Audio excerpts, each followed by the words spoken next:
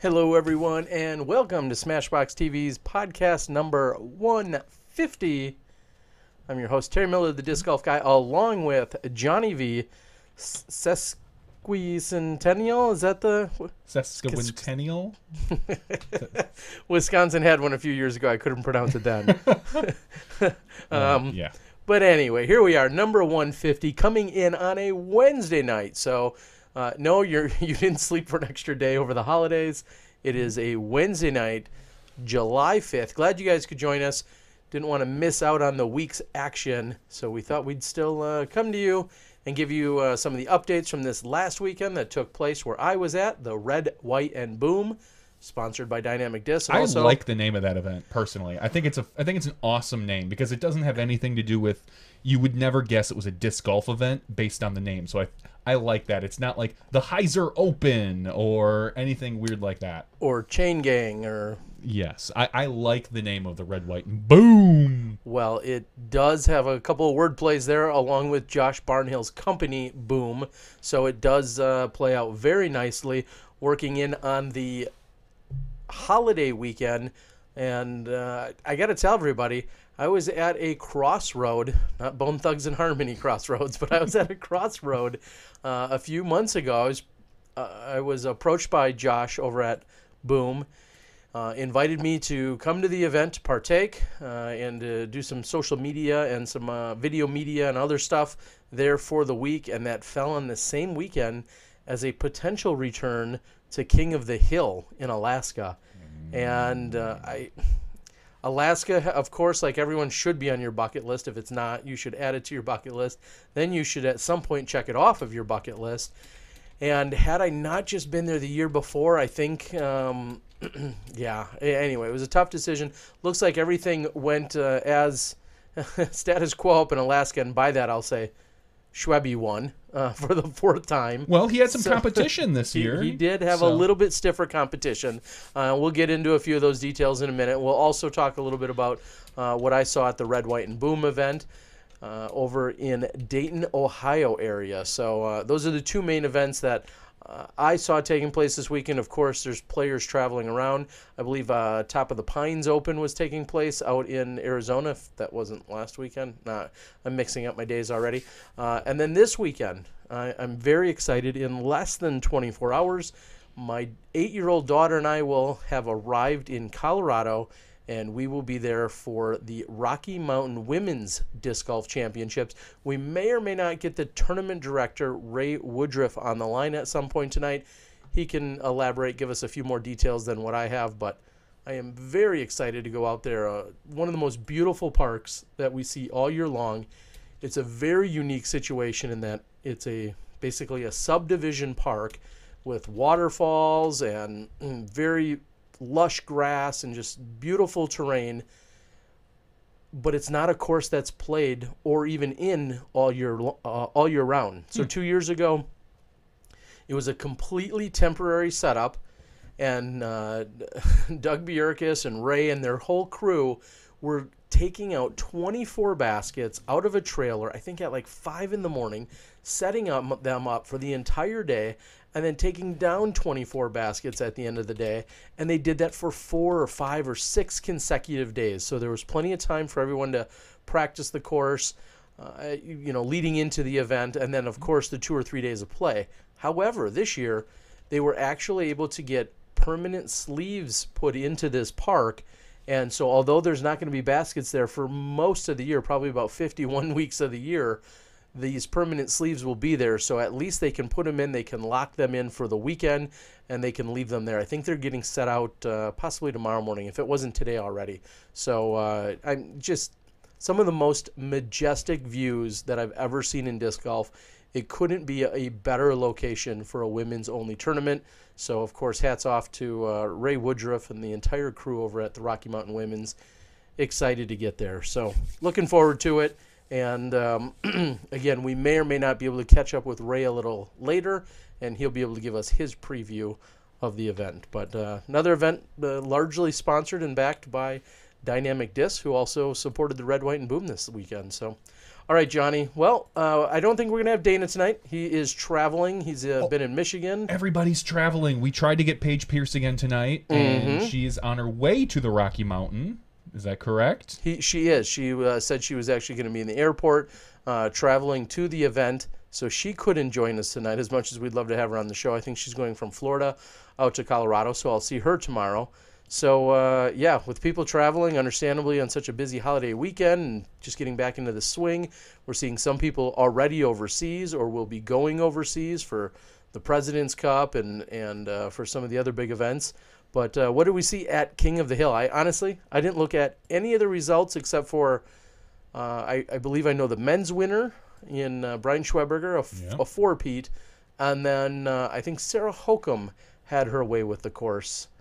Which is not too surprising with as skilled as she is. No, not at all. Start with the women. All right, let's start with the women. As you said, Sarah Hokum basically dominated the event. She was the only FPO player over 900 rated. So she handily won by, it looks like, 40 strokes. So there wasn't much competition to her level there.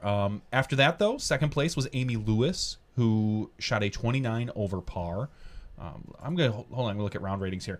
Not only did Sarah Hokum win, she shot above her rating. So it's not like she, phoned it in by any means. She had a 951, a 972, and a 979 rating, along with a 951. So she, she averaged just 965, something like that, somewhere around there. So just above her rating. Just above her rating. So congratulations, Sarah. Like I said, Amy Lewis, who's 888 rated player, shot a 29 over par. She looked like she averaged just under her rating. She had an 877, an 856, an 850, and an 888 matching her rating. So congratulations, Amy, on second, followed by Shanasty Stewart, I believe it's pronounced. Shanasty. Shanasty. That's where I met her last year. I know you did, and it took a second to recognize the name, and you look at that and you're like, is that a nickname? Because sometimes that's Shay Nasty. That's Shay Nasty. Sometimes we see nicknames on the PDGA website. You were notorious for that for years. I'm no Shay Nasty. You're no Shay Nasty, that's for sure. And let's move over to the Open Division. Then right away we see the four-peat, like you spoiled me. I know. Oh, gosh. Brian Schweberger taking down the division, shooting 61 under par, beating Robert Lockwood by 2 strokes. It came down. He had a bigger lead coming into the finals, but gave up 4 to Robert to only win by 2. So congratulations, Brian. Shooting a 1025, a 1035. He had a little dip with a 988, followed up by a 1005, and then a 994 in the finals. So congratulations, Schwebby. He had some really solid competition this year. You see Nick Wood, who's 1,012, Chandler Fry, 1,016, Avery Jenkins, who's 1,015, Nate Perkins, who's 1,002. I think word's getting out on this event that the payout is phenomenal, and if you can make your way up there, get up there, because exactly. you're going to if you cash, you're going to be rewarded. You certainly are. They've dumped a ton of money into the payouts. They continue to fundraise. They continue to try and encourage people to come up there. I believe there's an A tier that was either the weekend before or an A tier that's going on this weekend up in Alaska. So they're trying to make it a little bit of an Alaskan swing. Yeah. I think there's maybe a TLC show about that or something, but there's an Alaskan swing that they're creating. Like Crazy Sexy Cool TLC? There's all sorts of things that might be going on up there. But what they're doing up there and the amount of work and energy and effort that Thad and the rest of the crew put into it, they want you to pre-register. They want to make sure everything's good to go. Camping's available. 22 hours of daylight is available. It's really an amazing place. And again, it made my decision really tough this year when looking at possibly traveling to Dayton or being in Alaska. I certainly want to get back there. They've got great golf, great courses, and as you said, the competition is going to continue to get stiffer and stiffer. Schweberger's not going to be able to just go up there and run away with things year after year. He's done very well so far, but this year, like you said, a little bit tougher. I think Avery went up there strictly to check courses off his list because he made a post saying he was at 950 courses. And he hadn't been, I don't believe he'd been to Alaska, is what he had said. Mm-hmm. So at that point, he has now another state under his belt.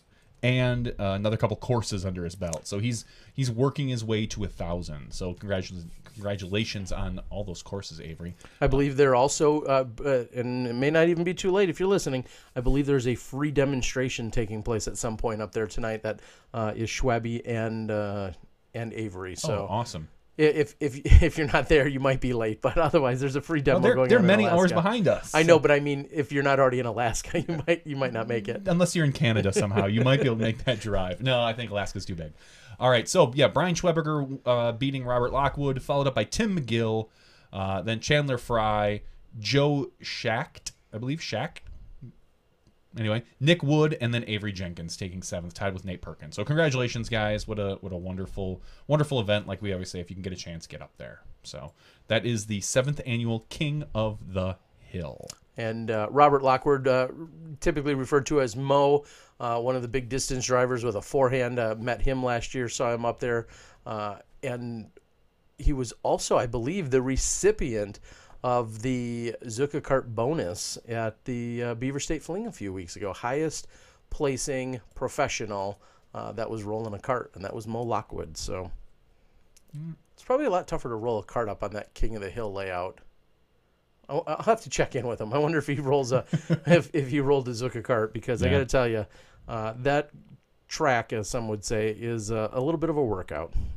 Before we move on to another event, I want to take a couple seconds here and thank tonight's sponsor of the podcast. We haven't said that in a long time. We had some people step up tonight, and they wanted to give some stuff away. So I've got this envelope that I haven't opened from DiscMember or DiscStore.com, depending on how you want to do it.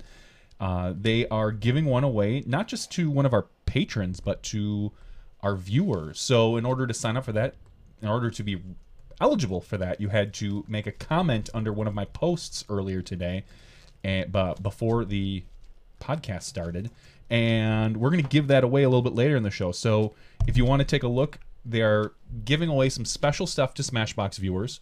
So if and when you sign up, please do sign up. If you put Smashbox in the comments, they will give you a $10 gift card for signing up in July. So this is, one of the very popular type, almost like a surprise every month where they send you something. So I haven't looked in here. I think I kind of know what's in there, but I'm not positive. So we're going to open it up a little bit later, and we'll give it away. Bread box? It could be a bread box. I think it's vinyl. I think someone sent me an old record, like probably some Otis Redding. Yeah. Something good. I feel like at our age, pushing nearly 4 30 decades, we're just getting into our the reference to bread box is it becoming a lost reference? Yeah. I mean, I think even at our age it was kind of a lost reference. As bread boxes weren't that common even when you and I were younger. No, they were usually in like your grandmother's house or something like that. Because most people are. When you were a kid, where did your family keep the bread? I think we had a bread box. I know we one of my had households we had a bread box. Yeah, we did. Where do you keep your bread right now? What may sound like the dumbest place in the world, I keep a loaf of bread on top of the toaster. Yeah, I don't like that. I understand. Obviously, that doesn't sound safe. Assuming that the toaster has not been used and it's that it's all cooled down and such. You have 2 precocious children, but yeah, on top. Yeah, that's more often than not when I put it back. I actually put it right on top of the toaster. Not bad, as long as I can remember, and maybe it's just because of the genetics of my family. On top of the refrigerator is where the bread has always been. And again, it helps that I'm 6'6", my wife's 6 foot, my dad was 6'2", my mom was your kid's 7'2". My kid's gonna be 7'2". So we always kept the bread up on top of the refrigerator, and that was just always the place to put it. So interesting. It's just I'll be the first to admit it. My placement, and I realize this, and when I consciously put it there. There's not a lot of toast that gets made, but when I consciously put it there every day or whenever I'm moving it around and put it there, I always think, is this the smartest spot for it? It's probably not. I know if the toaster's been used or not, and if I don't know, I'll actually just try put and it in touch the it. oven.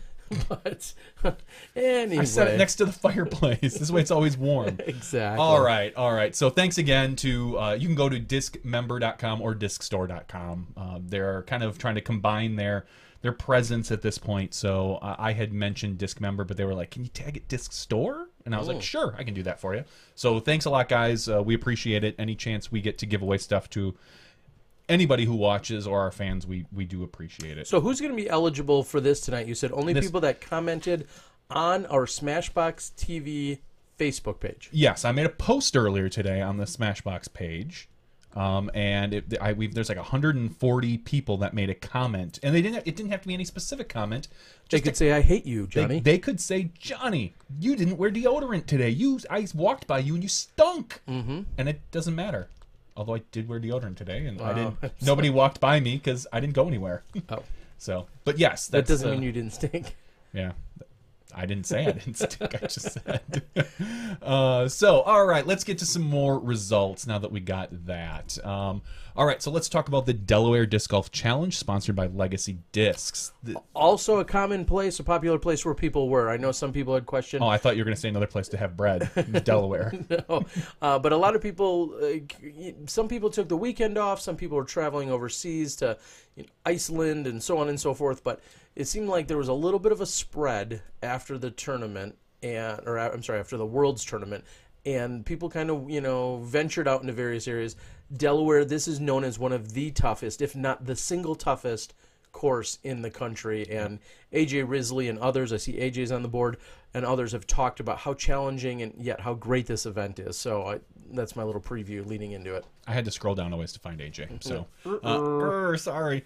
So this was a field of 45 open players and 5 women open players. So let's start with the FPO. Taking this one down handily, much like Sarah Holcomb did at the last event, was Hannah Leatherman, shooting a 9 over par, besting Elaine King by 14 strokes, which you can't say very often because Elaine King can hang. Let me tell you, she is a wonderful person. We got to chat with her a little bit at Worlds. I said hi a couple times, and she's just a delightful spirit. So congratulations, Hannah, on shooting a 931 and 9 over par.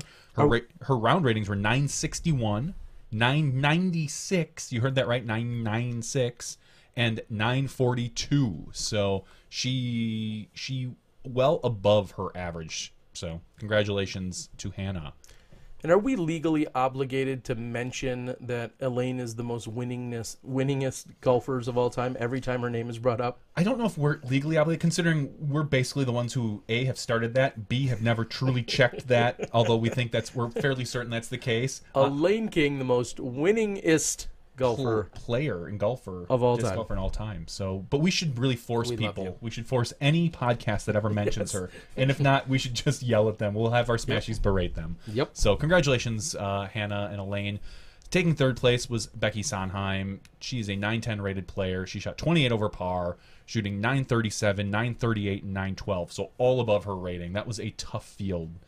You had to shoot much better than your rating. So congratulations, women. Going to the open field. A surprise for me, because I had heard some things that I was clearly misinformed about. Taking fourth place was a 3-way tie between Steve Brinster, Zach Melton, and Manabu. I had heard at Worlds that Manabu was done for the year. I think we maybe even said it here. I heard otherwise. I heard he was playing this and then he was done for the year. Oh, so is it Delaware's last one? I thought that Worlds was going to be the last one that he was flying. Okay, so Manabu shooting 16 under par, tied with Zach Melton and Steve Brinster for fourth place. So Manabu's always a pleasure to watch. Shooting under his rating, all three of them look like... no, I'm sorry, Zach Melton shot a little bit above his rating. Taking third place was Kevin Gleason, a 978 rated player, besting at least 7,000 rated players, shooting 1,019, 1,008, and 1,024. Taking third place is Kevin. Taking second place, our best friend, Lance Brown. Lance, using the rules. I like it, Lance. That's right. Second place to your advantage, shooting 18 under par. He's a 997 rated player, shooting above his rating as well. So congratulations. Then taking down the victory, Andrew Fish. Andrew Fish shooting 22 under par. shooting just barely above his rating. He's 1,022. It looks like he averaged about 1,026 to 1,028, somewhere around there. So congratulations, Andrew, on your victory. AJ Risley, who's on the board, was down shooting under par, but also under his rating at a 2 under. So, and I heard that AJ is on his way to, or maybe is in Minneapolis right now as we speak. So if he cut through Wisconsin. I was going to say, if he came through, because he showed it. He took a picture of the welcome, Culvers. Yeah, the Welcome to Wisconsin and sign. He never even called us. AJ, I literally, you like. Well, he'll be here next week, but you won't. Doesn't be here. count. Doesn't count. AJ, you drove. Sorry. You were at one point within 3 miles of my house. Are you sure of that? No, because he might have gone up through Rockford to Madison, depending on how. Depending on the route, I think it would have made most sense had he taken 94 up and through. AJ, I don't know, AJ. I'm disappointed. So I would have treated you to that Culver's action. Oh yeah, the Butterburger. Ooh, yep. Yum. So yeah, so that was the Delaware Disc Golf Challenge sponsored by Legacy Disc. So thanks a lot. Congratulations, guys. And now we're going to go overseas real quick where I can demolish some names. Mm-hmm. That's always my favorite thing to do. They love it when you do it. I'm sure they do. They're all waking up right now, maybe they're on their way to work or some drive time morning radio, and they're going to be like, who is... No, or they're going to say, I thought you took third at the tournament. Some guy mentioned some other name. Like, no, that was my name. That was my name. He just massacred it. So this is the Swedish Championships in Sweden. Okay. Go figure. It'd be weird if it's somewhere else. It probably would be. I mean, then again, no. Anyway. So in the FPO division, Sophie Sandstrom taking down the victory, shooting a 20 over par. She is a 955 rated female. That is, I would think that's got to be like the 4th or 5th highest rated female player. Third, maybe probably, even 3rd. Yeah, I don't know exactly where Val is right now, but I know Val's probably in the mid 950s. Kat and Paige in the mid to high 960s. Actually, Paige is in the 970s again. She's at like 971. So yeah, so Sophie Sandstrom shooting 20 over par. She shot 2 rounds slightly below her rating, 2 rounds above her rating. Looked like so. Congratulations, Sophie. I did not mess up your name because Sandstrom is an easy name to know. If you're an old school disc golfer, you definitely know that name. Or she's married to him as well. I know, but I'm just saying in general. Yep. And taking second place is Camilla Grunden. Camilla. So congratulations on that. It looks like they played teams. There was some sort of team event as well because there's a whole column in this event for teams. I don't have any details, so I'm just going to leave that information out, but I figured I'd throw it out to you to the Smashies. If you want to dig a little bit further into that, you can. Going to the open field, taking third place is Henrik. Exactly 1,000 rated. 1,000. That's I want to be I'll never be 1,000 rated in my life, but if I am, I want to be exactly 1,000. Just I don't want to be 1,001. I don't want to be 999. I just want to hit 1,000. Well, the good news is you never have to worry about that 999 or the 1,001. No, I know. I don't ever want to be 900 though. That's great. So, okay. So congratulations, Henrik Johansson, taking second place. Christian Bengtsson. I know I messed that one up because the T's in front of that S. You got it.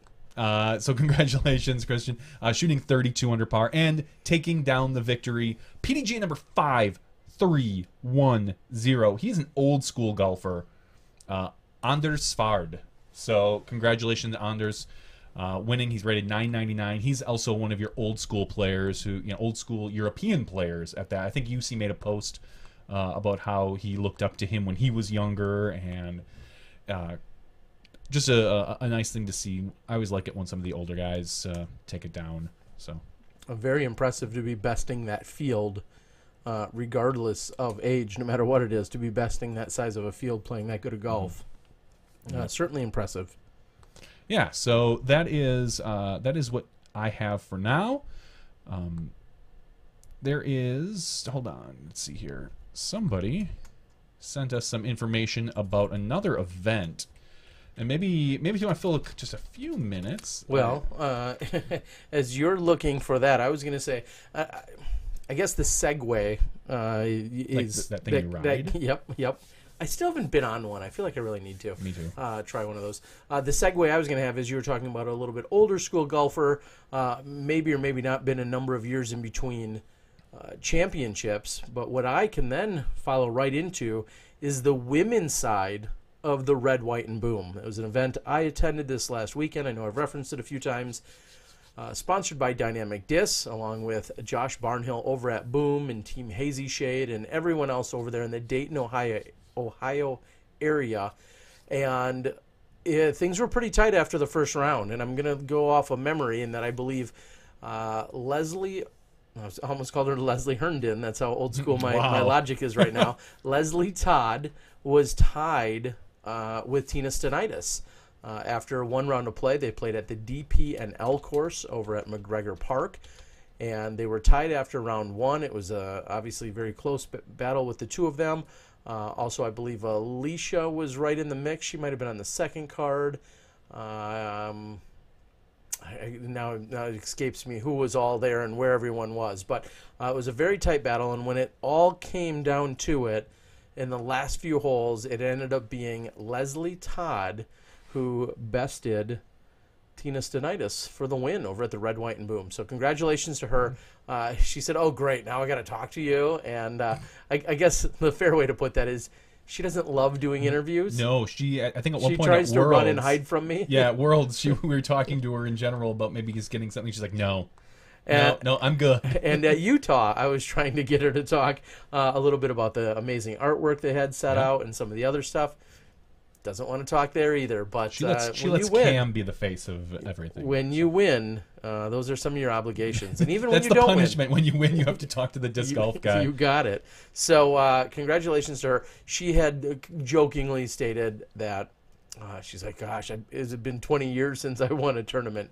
And it hasn't been. We talked about some of the other events that she's won, but it was really great to hear from her and watch her be successful. As she said, it has been a while since she took it down, and she's out there playing with the best of the best.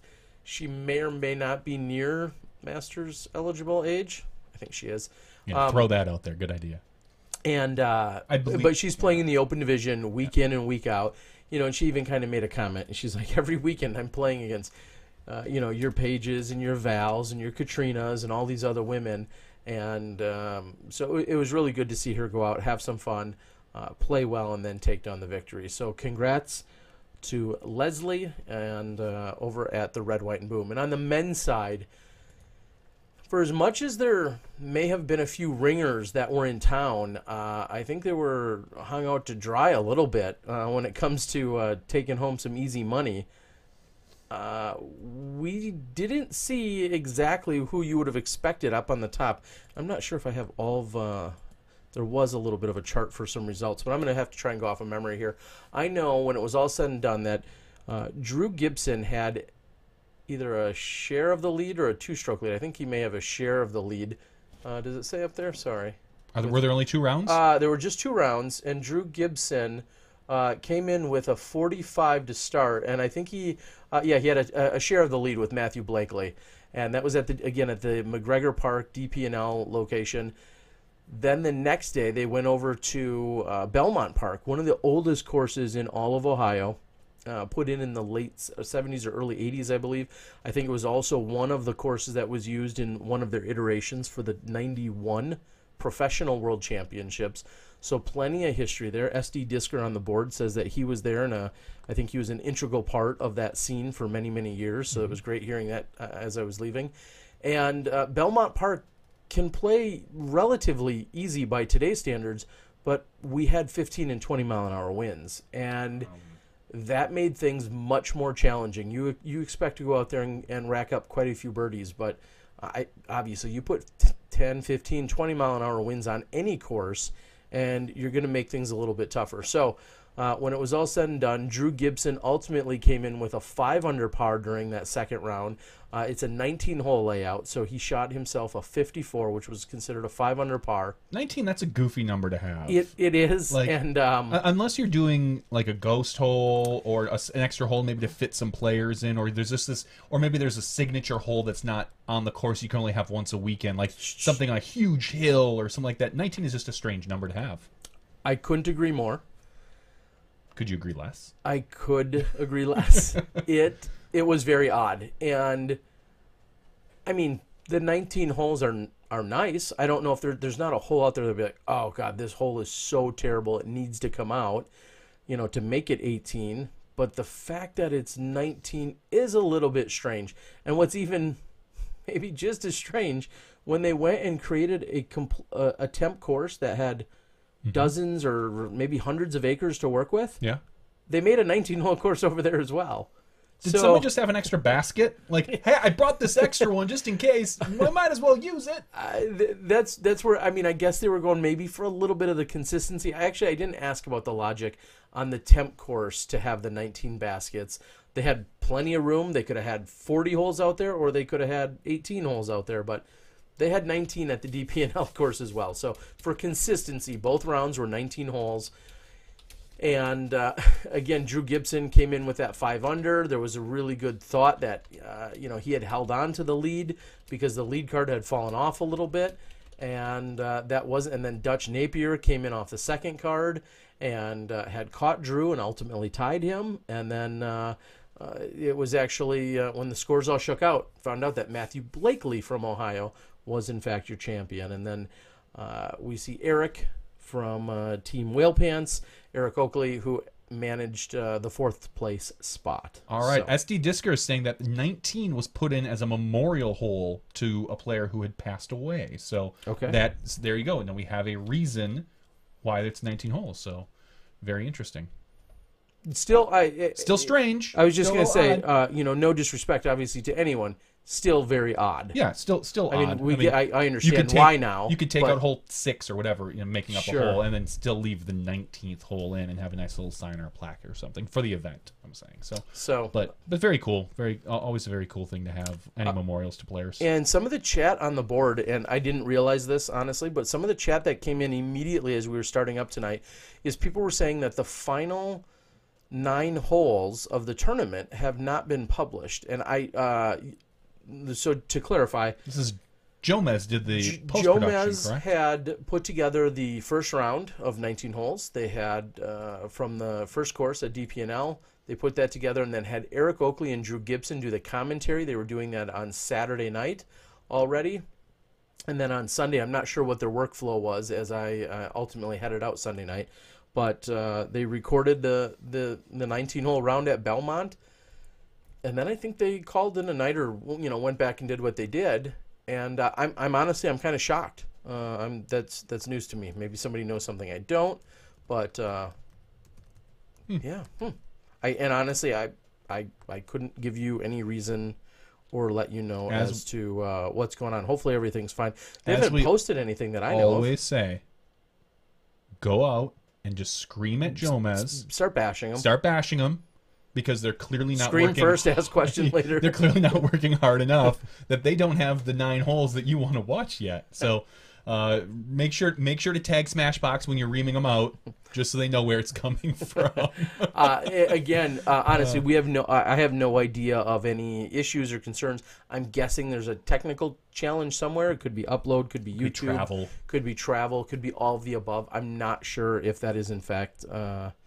If that's the case. So, and I'm sure if it's not up, it should be up very soon. That's very shocking that it's not, because they're obviously next day all day.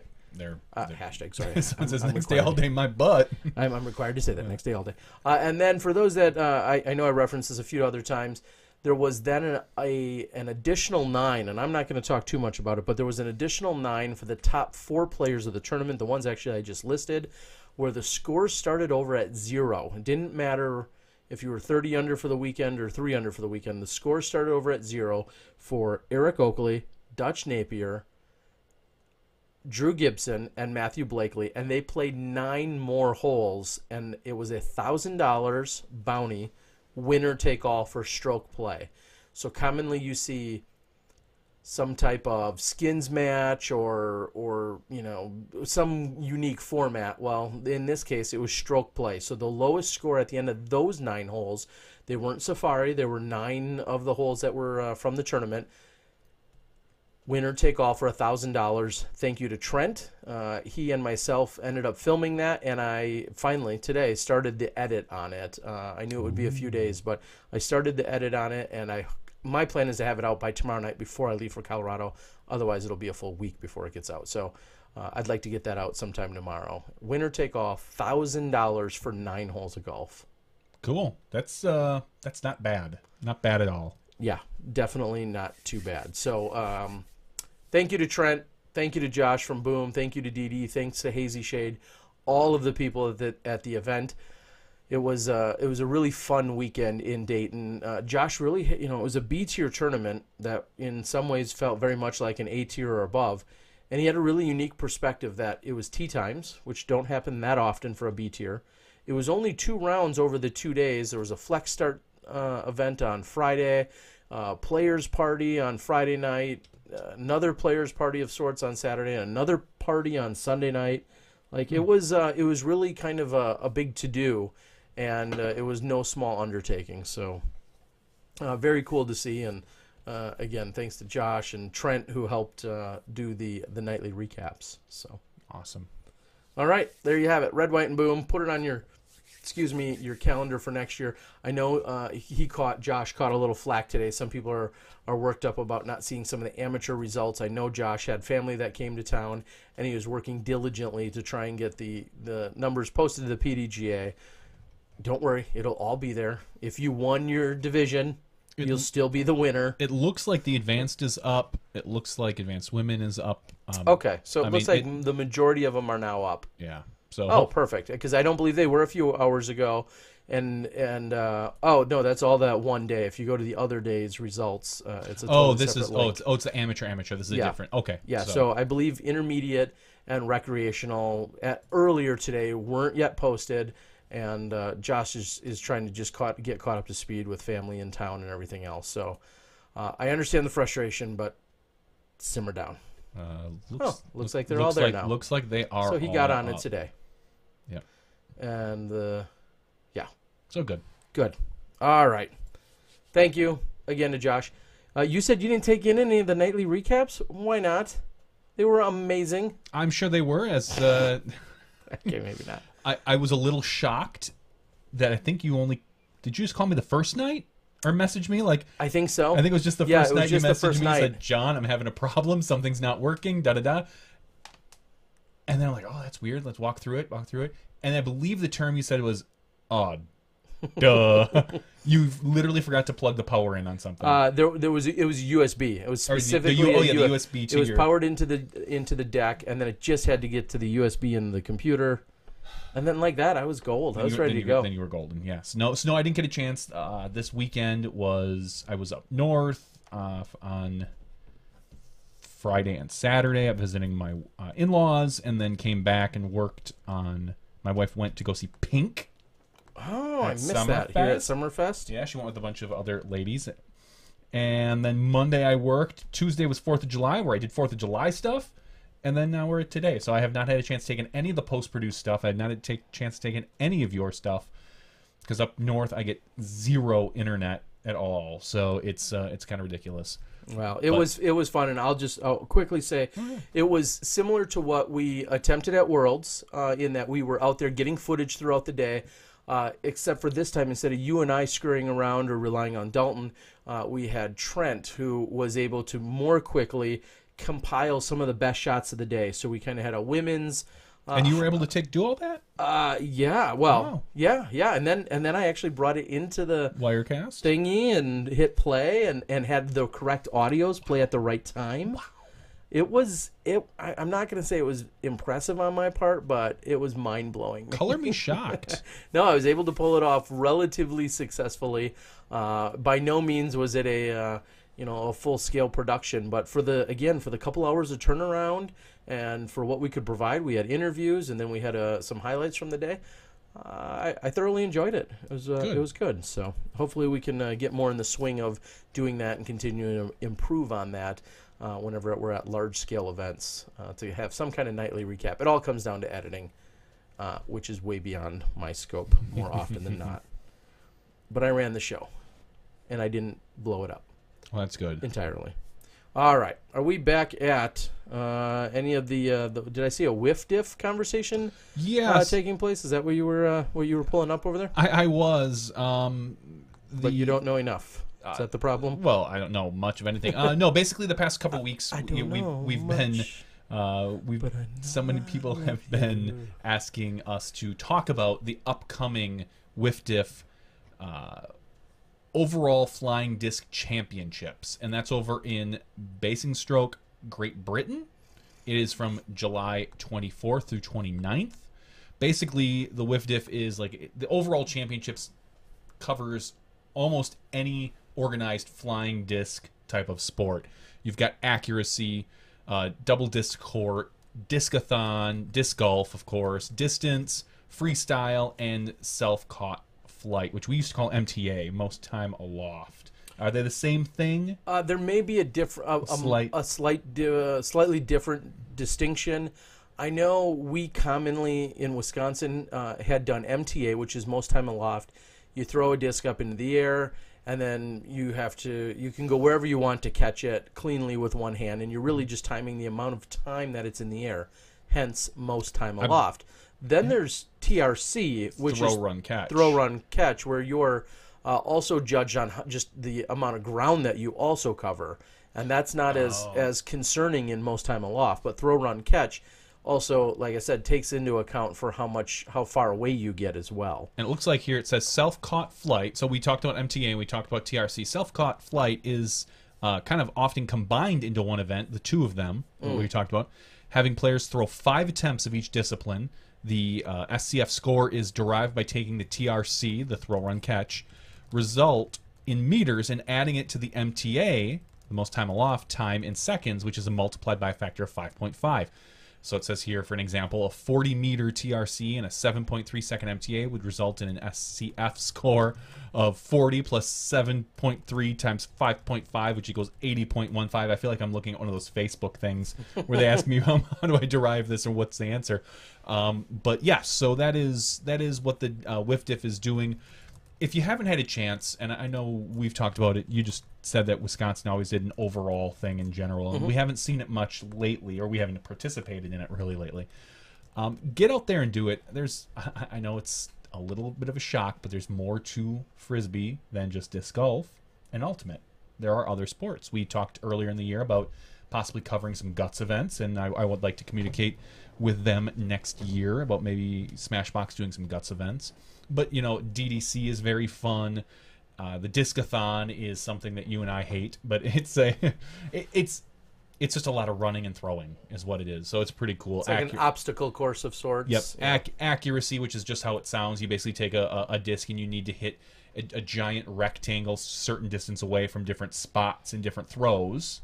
Is that correct? Yeah, and you have to traverse, and you have to go. There's basically mandos where you have to go right and left of trees. So you're constantly manipulating a disc to go left of this tree, but then right of the next tree, and then left. It's like a slalom. You know what I mean? Yeah, I know. For skiing, but then you're doing it with a couple of distant hands, and then they have. I think they're called test. I think that's the official word. Okay. When you get to a section, you have to get it in a certain area. I think that's called a test. Yep. And then obviously you got disc golf, distance, and freestyle, which we're all pretty familiar with. If you're not familiar with freestyle, go out and take a look at some of the awesome freestylers that are out there. You'd be amazed what they can do with the disc. So, again, that is the Whiff Diff. July 24th through the 29th. It is a 5-day event. Whiff Diff is really, you know, it's very important with disc sports, and they are very integral into possibly getting things like that into the Olympics as well. So go ahead and look at it. So it says here 7 disciplines, 192 players, 1 world champion. So it's kind of it's the USDGC of all-around discs. There's 1 champion. 1 division, 1 champion. But I think there's more divisions than just 1. Yeah, I think there are. I think there's, because I'm fairly certain there's an FPO division. So, anyway, we'll probably follow up more in later July once we get closer to the event, and we'll get some of the things. So right now it looks like they're at 89 registered players from 13 different countries. So they're trying to get at least 100 from 15 different countries. Yeah. Very cool, and I believe our our very decorated world champion disc golfer Juliana Korver is been practicing and training and planning on going over there and competing as well. If you follow her on Instagram or Facebook somewhat, or Twitter, I think you may see her progress throughout the year or years now of learning how to do freestyle maneuvers and tricks as part of her overall experience. So it should be very cool to see. And again, disc golf's one component usually of those overall competitions. And one of my favorite memories of all time in disc golf was actually attending the 1995 overall championships in Wisconsin. Went there with a couple of buddies. I had barely been in disc golf, and just like you said, that's where I really learned, oh yeah, there's other things besides just disc golf. And that's where I was also introduced to guts. And this was taking place in Sheboygan, Wisconsin, down in the bowl, which is a lower lying area, a big bowl-shaped cutout area where also a disc golf hole plays over it, but also it's commonly used for graduation ceremonies and such. And you were at the very bottom of it, and again, 15 meters or so apart for guts, and it was a heck of an experience to see it and just to know that. And guts, you played in something for the week for a few hours. You competed in it, whether it was freestyle or the discathon or whatever the competition was, and then you kind of just put those discs down or whatever, and there's different discs for every other things. There's different discs for every discipline, which is kind of crazy. Your MTA disc isn't going to be the same as your ultimate disc, which isn't going to be the same. Sorry, ultimate or your DDC as your DDC disc as your disc golf disc. So it is a true challenge of all your skills with all the different discs. So, yes. I was at a wedding yesterday. Who has a wedding on the 4th of July, by the way? Don't ever do it. And is that not contradictory of independence? Yeah, it kind of is. Talk about taking away your independence. Yeah, more like your non-independence day. So anyway. And I saw a bunch of people throwing an ultimate disc over. We were at a park, and they were throwing an ultimate disc, and there was 2 of them that were just really bad. And I'm sitting there in my nice, semi-formal stuff. It's an outdoor wedding, so it's not totally formal. And I'm sitting there, and unfortunately I have my kids with me, and I'm just watching them play disc, and I'm like, I just want to go over and play. Because 2 of them were very bad, and I'm like, I can help you. I can show you how to throw that disc. It would be better than if watching, instead of every 30 seconds, someone saying, oh, sorry. Yeah, oh, eesh. Yeah, sorry. Because there were 4 of them, and 2 of them looked like they were very good, 2 of them weren't. And it just kind of got me like, I want to throw a regular Frisbee, because I haven't touched one in a while, so. Not that I've touched a golf disc for a while. Just take it away from them. So apparently this weekend, when I showed up on Friday, and I had packed my bag, which I threw in it was the last thing in the car, and I thought, I'm not even going to bother bring it. And then I was like, well, you never know. Usually I do know that it's not going to be necessary. I threw it in my bag, and I threw my bag into the car, and then when I arrived in Ohio, I saw the Belmont course, which had been talked about, again, as being a really solid course despite how old it is, and possibly, the chance of being outdated. And I got there, and Leslie was like, wait a minute, what are you doing? Like, you think you're going to throw discs? Should I go get a camera? Should I film you? I'm like, no, that's not necessary. And then shortly thereafter, sure enough, Jenny McCrae grabbed her phone, and she filmed me, unbeknownst to me. She joked about it, but then actually filmed me throwing a shot on hole number 1 and posted it to Facebook. And there were some funny comments talking about me actually playing, and it was fun.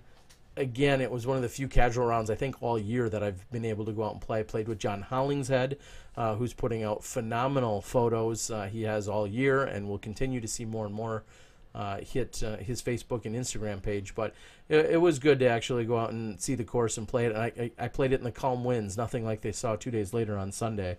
But it was really interesting. And it's funny how many people had no idea that I know anything about golf, like, at all. Really? Yeah, there's a lot of people, whether it was on the post, who just think we do this and have never touched a disc. Yes, there's some people that like, you were never actually like a 990 rated player back in your day. 995, get it right. Whatever. No, but yeah, it's pretty funny to think, that some people thought I had no idea. So I'm not saying I have the skills yet, but I do have some background in disc golf to know what I'm talking about when we're out there. The nice thing I always think about myself is that I never had great skills to begin with, so it's really hard to lose those great skills. So when I step back onto the course, it's like I never lost anything because I never really had it. You can't lose what you never had. So I could go out to a course and shoot 990 or 890, which is great. So it all just matters how I feel.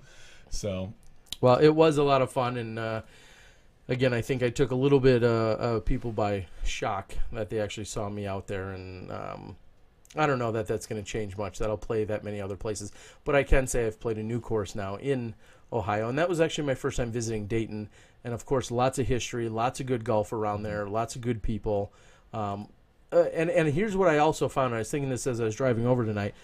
Not only from a tournament director perspective, but also from a club perspective. Here's one little secret I'll let you guys in on as I've traveled now to dozens, if not hundreds, of disc golf courses and destinations, not as a player, but as a promoter, advocate, or media personality. There are whiners everywhere, believe it or not. And there's politics and drama everywhere. we know this. We know this. It's everywhere. And if you think it's exclusive or it's that much worse in your club or your town or your area, it could be maybe a little worse, but for the most part, unfortunately, it's everywhere. And that's not I'm not talking about anything specific over say in Dayton, but it's something that you pick up on when you interact with enough people from time to time. You're like, yep, been here, heard that. Just 200 miles another direction. So unfortunately, it's everywhere, but that's the takeaway you can have from there. So two things. We're going to get to the disc member, disc store giveaway here pretty quick. I wanted to talk real quick about, I've not had a chance to edit together the other set of doubles. The Yuli Cat and Coling Page round, just because it was a holiday and I was up north. But I did edit together the 360 degree Page Pierce final hole. So that is edited together. It's right now. It's uploaded. I just have it unmarked. It's unlisted. I'm sorry, so nobody can see it yet. I'll say this: that the quality of this camera, when you get more than about 8 feet away, really deteriorates. But I'll put it out there. I'll open it up. Do you think it had anything to do with movement, like you physically moving versus being stationary? No, not at all. I think it's just the quality of the camera. It's not the best. It's a really cheap 360 camera, so I think that has a lot to do with it.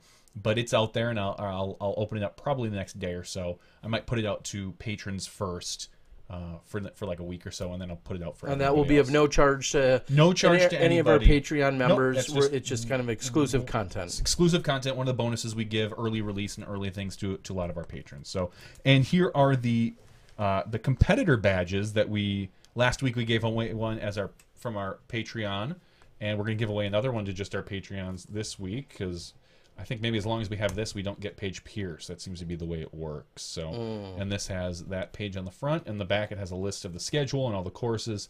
It is a nice laminate card. So tonight, that's what our Patreon supporters will get. But right now, we should probably crack this open. There's not a lot of news this week. Being a holiday weekend, it was kind of a few events, and then. And Zima is back. That has certainly made some news. Cinnamon Pepsi. Yeah, that I think has been around for a little while. I don't know. I just heard about it. They call it like fire or something like that. I've seen it. There's a fire and an ice. I know that. Okay. So. Well, yeah, Zima has made it back. I know I've seen a few people post about it and making a comeback. So basically, I think all Zima show next week. Yeah. So this comes from the disc store. This is basically what you're going to get if you sign up for their monthly allotment or their monthly thing. Like I said, if you do sign up, please use Smashbox in your comment, and you will get a $10 discount for the month of July. I haven't opened this yet. As I'm just doing now, and we're going to quickly go through some of the stuff here. Yeah, Paige is not on an extended media blackout. She's actually traveling. She's in the airport. So first thing is a nice dry fit shirt, a large, that says "Grow the Sport." It's a gray dry fit that came in there. So there's that. I see a sticker, and this is we're going to be giving all this away to one person. This is one person. What? One person's lucky winner's going to get all of this stuff. All of this. We're going to give that away. If you made a comment, I've got a list of everyone's name. There's a sticker. There's a Grow the Sport sticker that matches the shirt. There is this. It's slightly bigger than a mini. I've got a here. Do you want to hold it? I've got big hands, so it's hard for me to tell. You've got these little. Little pudgy hands. It looks kind of like an ultimate type style mini. Yeah, a little more lid-like. So lid-like is a good term for it. There's a piece of cardboard in here to keep everything sturdy. A couple refer a member cards and whatnot. A $25 gift card to thediscstore.com. Wow, we're giving away a lot of good stuff. What? No, I'm keeping some Seriously, of this. it says they did honestly. When I spoke with Evan at Disc Store, he said his said was can you help us with this and push some of you guys. We'll give you guys a really nice deal if you want. Open it up and keep whatever you guys want. Yeah, I'm keeping all of it. And then give away what you don't. And I was like, give away this piece of paper then. And I said, no, I think I want to give it all to the Smashies. There's no reason. Nice executive decision by you. I did make that executive decision. I'm the hoarder here. And then, this is a Prodigy X5 first run. Sorry, DG Nerd. I have one before you, apparently. Dang. I've heard this flies. It's a little less stable than their normal stuff. So I've heard it's a little bit flippy. So I'm not exactly sure on that, but that's what I think I read on one of the web boards. Maybe DGN can help me and tell me exactly what it is. So yeah, so it's basically like a $100 giveaway, and we're gonna give it away to someone like right now. Like Red Hot Chili Peppers. Give it away. Yeah, they were just in Milwaukee. I did not go see them. Yeah, give it away now. So Tom Petty and the Heartbreakers, I believe, are playing tonight at Summerfest. I'm going to Summerfest tomorrow. I'm going to go see Tegan and Sarah with my wife. So my wife's name is Sarah, but has nothing to do with Is she named after them? She's not. She's older than them. Tegan and Sarah is a little pop band from Canada that I've known forever, well before I married my wife, and I'm a fan. Always have been. Would you marry that Sarah? She would not marry me. That wasn't the question. They're cute. They're cute. They're younger. They're probably in their 30s. But you're in your 30s. I am still in my 30s for another months. 6 or 8 months. Yeah. 9 months. All right. So so thanks. The Disc Golf Nerd says he's slacking on his X2 and X4 reviews. He's going to get them up soon. The X5 is supposed to be an understable bomber, as he says.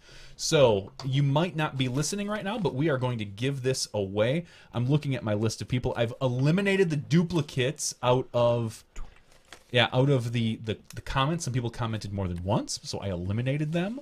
And you did. I did. People trying to game the system a little bit. Ain't nobody got time for that. Ain't nobody got time. So I went through and eliminated all the duplicates that I could find. Oh, there's another one actually. Ha! Gotcha, Billy Smith. Billy. I know, but all right. So we have. All right. This is a pretty healthy package of stuff here. Yeah, and this is. I assume this is stuff that this is just a normal package that they put together that they normally do. So if you're interested in this disc member thing here, it says, we're super excited that you joined us on this journey. We aim to pack in as much value as possible and hope you'll be delighted each month as you unwrap your package. Package unwrapping. Delightment. All right, so I generated a number here just like we do for Patreon.com. The number is 111. And the winner is Scott Craig. Good old SC. S-K. Scott Craig with a K. Oh, darn Scott it. I was Craig. just guessing it was with a C. It says he made the comment, Smashies unite, fingers crossed, Phoenix Rudger Redbird. One of our most popular. And he just logged on here and commented. So, sounds like... Congratulations, Scott. Oh, yeah, there he is. Phoenix Runa Redbird. Congratulations, Scott. You show up and you win. Just the right time. Luke Turnbull says that Tegan and Sarah aren't that young. They're 36. That makes sense to me because I was introduced to them in 2002, right after their very first album by an ex-girlfriend of mine. So, but the one you married. The one you didn't marry. The one I didn't marry. A different one. We should talk about them. Well, should we have a night of all exes? An exes night? No. Are you sure, Terry? There's a reason Smashbox has 2 exes. All right. Anyway, Moving on. Congratulations, Phoenix. Do me a favor and reach out to Terry. Comment, and so we can get your address. I'm not sure exactly if you're I'm not sure if you're a Patreon member or not. I don't have them all memorized. This time you're off the hook, though. But this even time if you're off not. the hook. So this was for all members, not just Patreon members. So get Terry your address. I'm going to give this to him tonight. He can package this back up and send it to you, and we'll be good to go. So Yes. Thank you, Disc Member and DiscStore.com. Once again, if you do sign up, please use Smashbox in your comments to get that $10 gift certificate. And just in general, it's always good because it helps other companies when they do things like that know that our Smashies are dedicated and supportive, and that we come in droves. So, thank you. Get at it. All right. Very cool. Lots of good stuff. Yeah, that's I'll basically reseal this, put the stuff back in here, and then ship it right back out. So awesome. And hopefully, Scott, you get at me ASAP because I'm leaving again for the weekend, and there's a couple things I want to mail out tomorrow. Yeah, so if you can send that to Terry tonight or tomorrow, early first thing in the morning, that'd be best because, like I said, he's on a jet plane. I do have my daughter and I have a direct flight to Denver, and I'm going to give a pre-shout out to Jeff Hungerford, who is a very supportive Smashie and just an all-around great guy who's played some really good golf. We've seen him in the winner's circle in some of the age-protected divisions this year, and Jeff has offered to pick us up from the airport and then bring us over near the course and the hotel that we'll be at for a couple of days. So thank you ahead of time, Jeff. We really do appreciate it. All righty. Oh, Chris Cobb says you can send it to him and he'll hand it off to him, but I don't know. There might be something missing if we give it to Chris. You might be missing the $25 gift card or the X5, but you're out in Phoenix. You can probably talk to one of the Yulebaris to get some of them. Yeah. So that's a first run, which is very, very cool. So there. And Disc Golf Nerd says he's got a cool Smashbox giveaway coming up maybe in the next week or so. Well, out on the board, as we're talking about things coming up, Danny Lindell says, who's going to the Nissan Stadium Experience? This guy. Oh, awesome. So the Nissan Stadium Experience is what Dynamic Disc is running this year, rather than having it at the down in Texas at Jerry World, as it's so commonly referred to. They're moving it to Tennessee. Is that correct? Yeah, they have opted to do it over at Nissan Stadium in Tennessee, Nashville, and that is next weekend. I believe July 14th is the specific date of it, and I'm super excited. July 15th is the date of it. I'm super excited to be there. I've talked to Bobby Brown and Dynamic Disc, and I'm looking forward to the experience. We hope that people sign up for it and go and take it in. Not too often ever in your life will you have the opportunity to go into any NFL stadium and to legally be able to throw some discs around at baskets that were brought in there, again, legally. So some may say, I can sneak into anywhere and throw some discs around, or I'll just launch a few during a game. Well, again, if you want to be legal, this is the best place to go about it. Not at Brewer games, you won't. Did you see that? Did you see umpire? So there was a giveaway, or maybe it was a sale, a ball.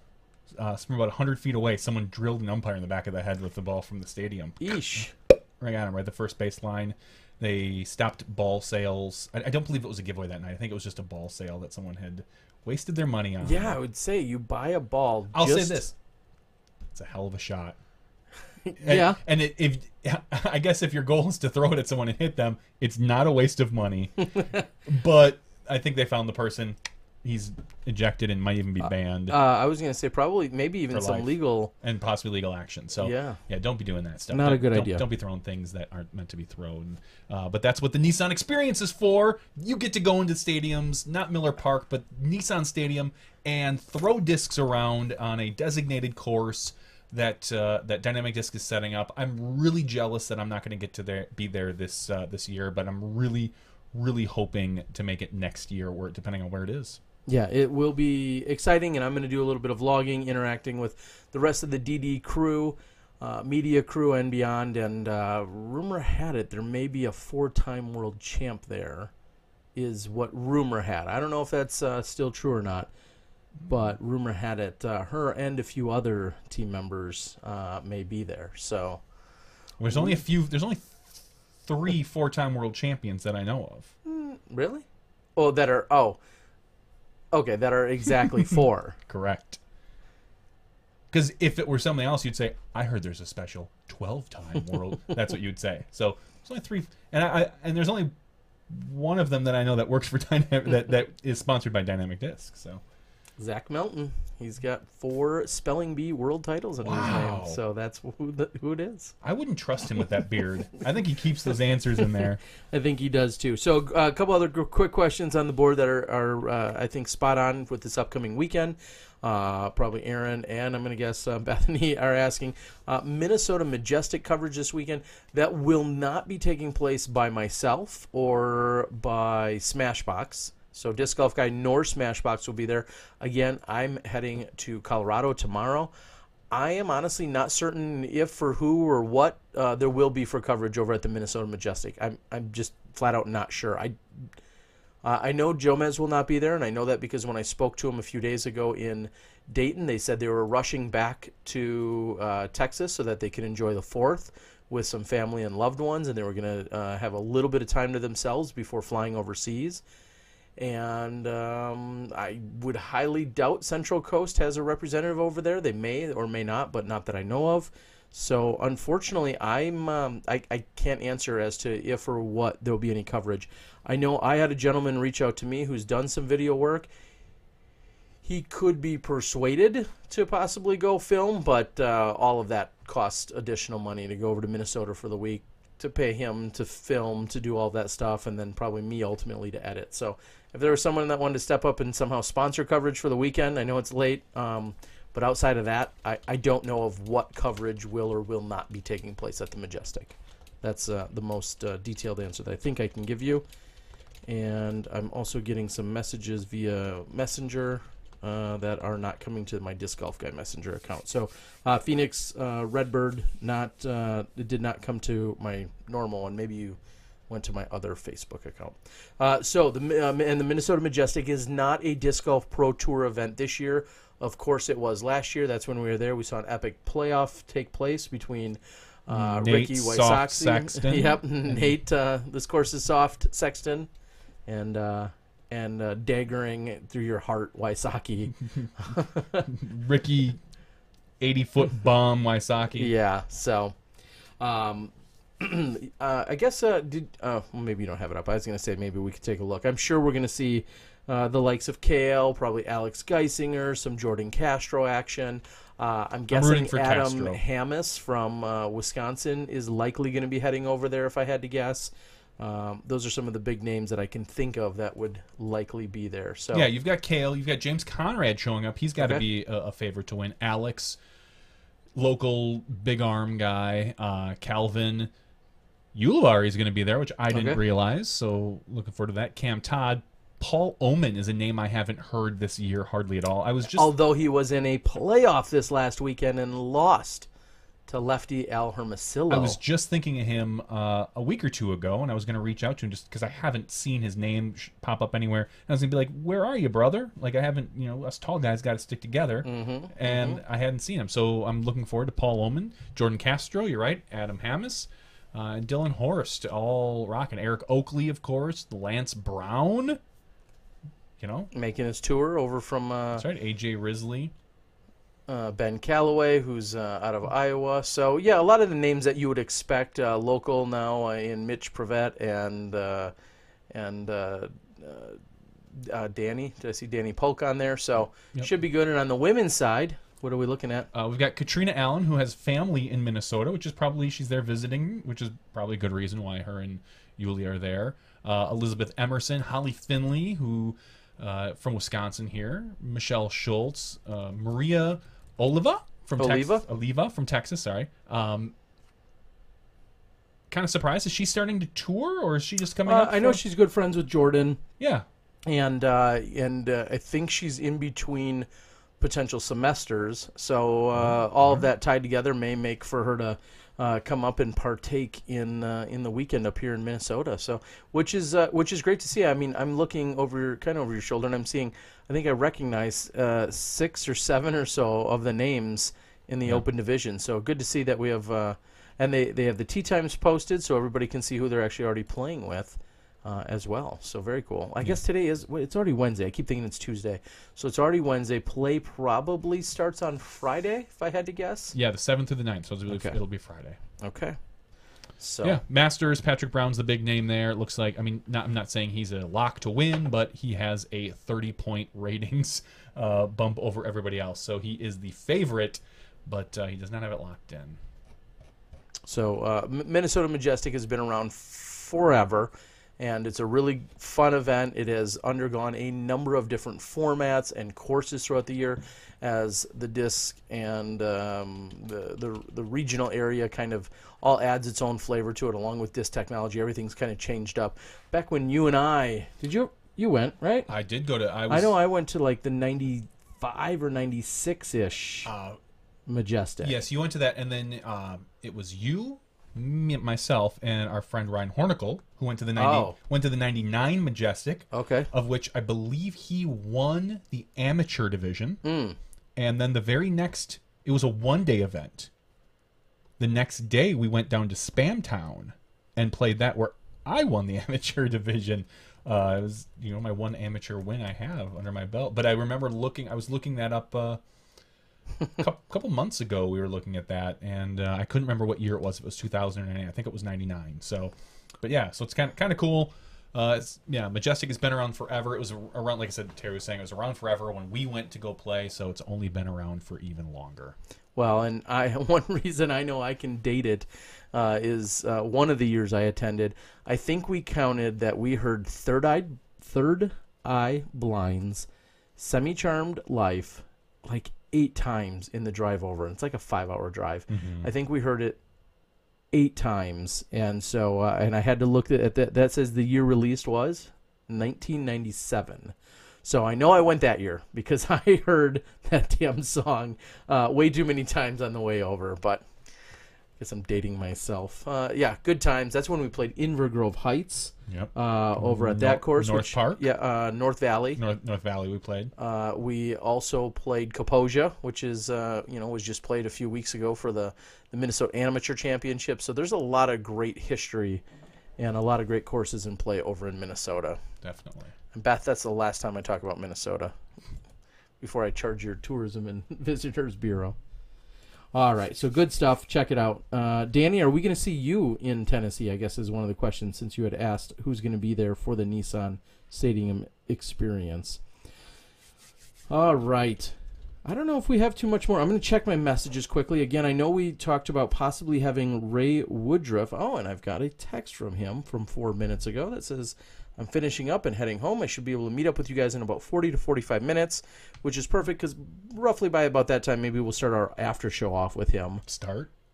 Or so, or be in the middle of. Probably in the middle of our after show. We could have him in the middle of our after show. Again, Ray Woodruff, the tournament director this year for the 2017 Rocky Mountain Women's Disc Golf Championships, sponsored by Dynamic Disc. One of the things that we'll talk to him about a little bit about the course change. Again, a few years ago, they had 24 holes. They've now reduced that to 18 holes, which, as I mentioned earlier, somewhat semi-permanent. And also one of the cool things that I saw today posted, and I think it went up a day or two ago, is they have a picture of the tee signs. And they're out there online. And again, it's essentially a temp course. And the tee signs, again, are beyond gorgeous. I believe they were created by Fairly Creative. His last name is Fairly. So that's clever. That's also fairly clever. But the tee signs are gorgeous. And so anybody that wants to take a look at what the park or the holes are going to look like, it's got the pars, the distances, and then it denotes if you're playing, if you're in a certain division versus another. Like where my daughter will be playing, she'll be playing a few different tees than where our pro women are going to be playing. So you can check all those out on the Rocky Mountain Women's Facebook page, and just gorgeous. So the best looking tee signs probably of the year. Awesome. So there's that. I was just thinking about tee signs. a day or two ago, someone had posted a picture of hole 5 at Plowman Park. Ooh. Very, I would say one of the quote unquote signature holes of Plowman Park. It's only 291 feet, but it's a really pretty hole. Lots of, I'll say, undulating up and down, a little bit of hills. Not too much, maybe 10 to 15 feet worth of elevation, but it's 291 feet, and it says par 4. And there was a discussion on Reddit about someone's like, 291 feet, how can that be a par 4? You're crazy. And I had to explain, I said, well, that's actually a course I grew up on.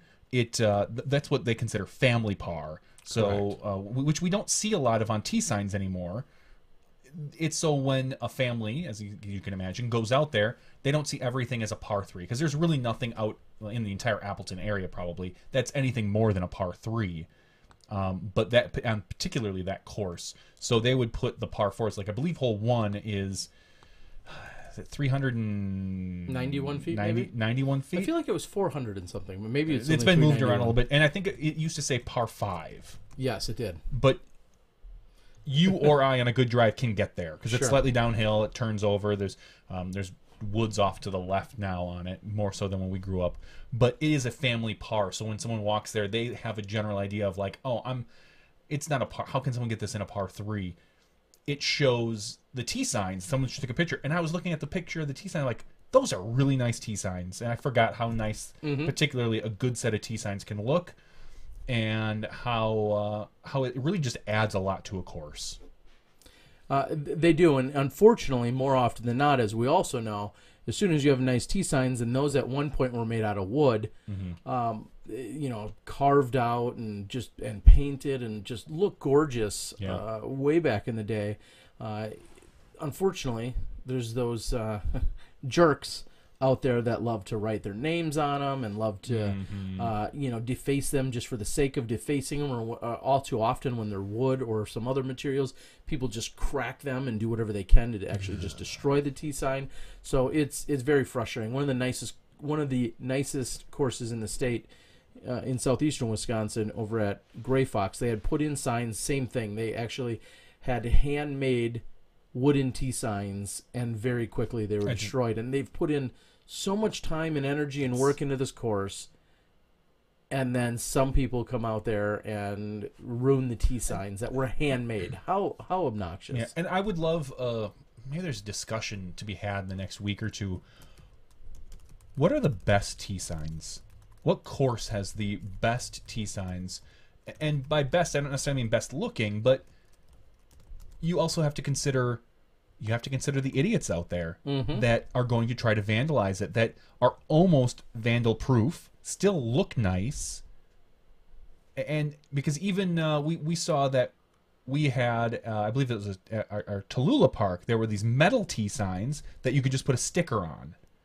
And because we knew people would write on them and peel the stickers off, but then people were taking the metal and bending the metal on it because it was a thin sheet of metal. Yeah. Like, what is the best, most resilient tee sign? I would love to have a kind of a general conversation about that. It can help out for parks departments. It can help. We get a lot of questions coming at us at times on what people should do for their park. So I'd love to know what people's solutions are. Yeah, more often than not, I think we're finding that the. And I was going to look for the official terminology of it, but some of the CNC'd, recycled plastics of sort. I forget what all the official terminology for it is. I know I have it, and I suggest it when I'm working with potential courses to install, but those seem to be the best way to go. And a lot of now sign manufacturers around the country carry that kind of material so that they could actually make out tee signs. It really just comes down to a matter of how detailed do you want it to be and who's laying it out. Sure. And is it a very generic sign or is it a very in-depth and detailed sign? But those seem to be the best because more often than not, you can, when somebody takes a Sharpie to them, there's a number of different solvents that you can simply spray on it, and then the Sharpie really just rubs right off. So they're about as close to vandal-proof as you can be.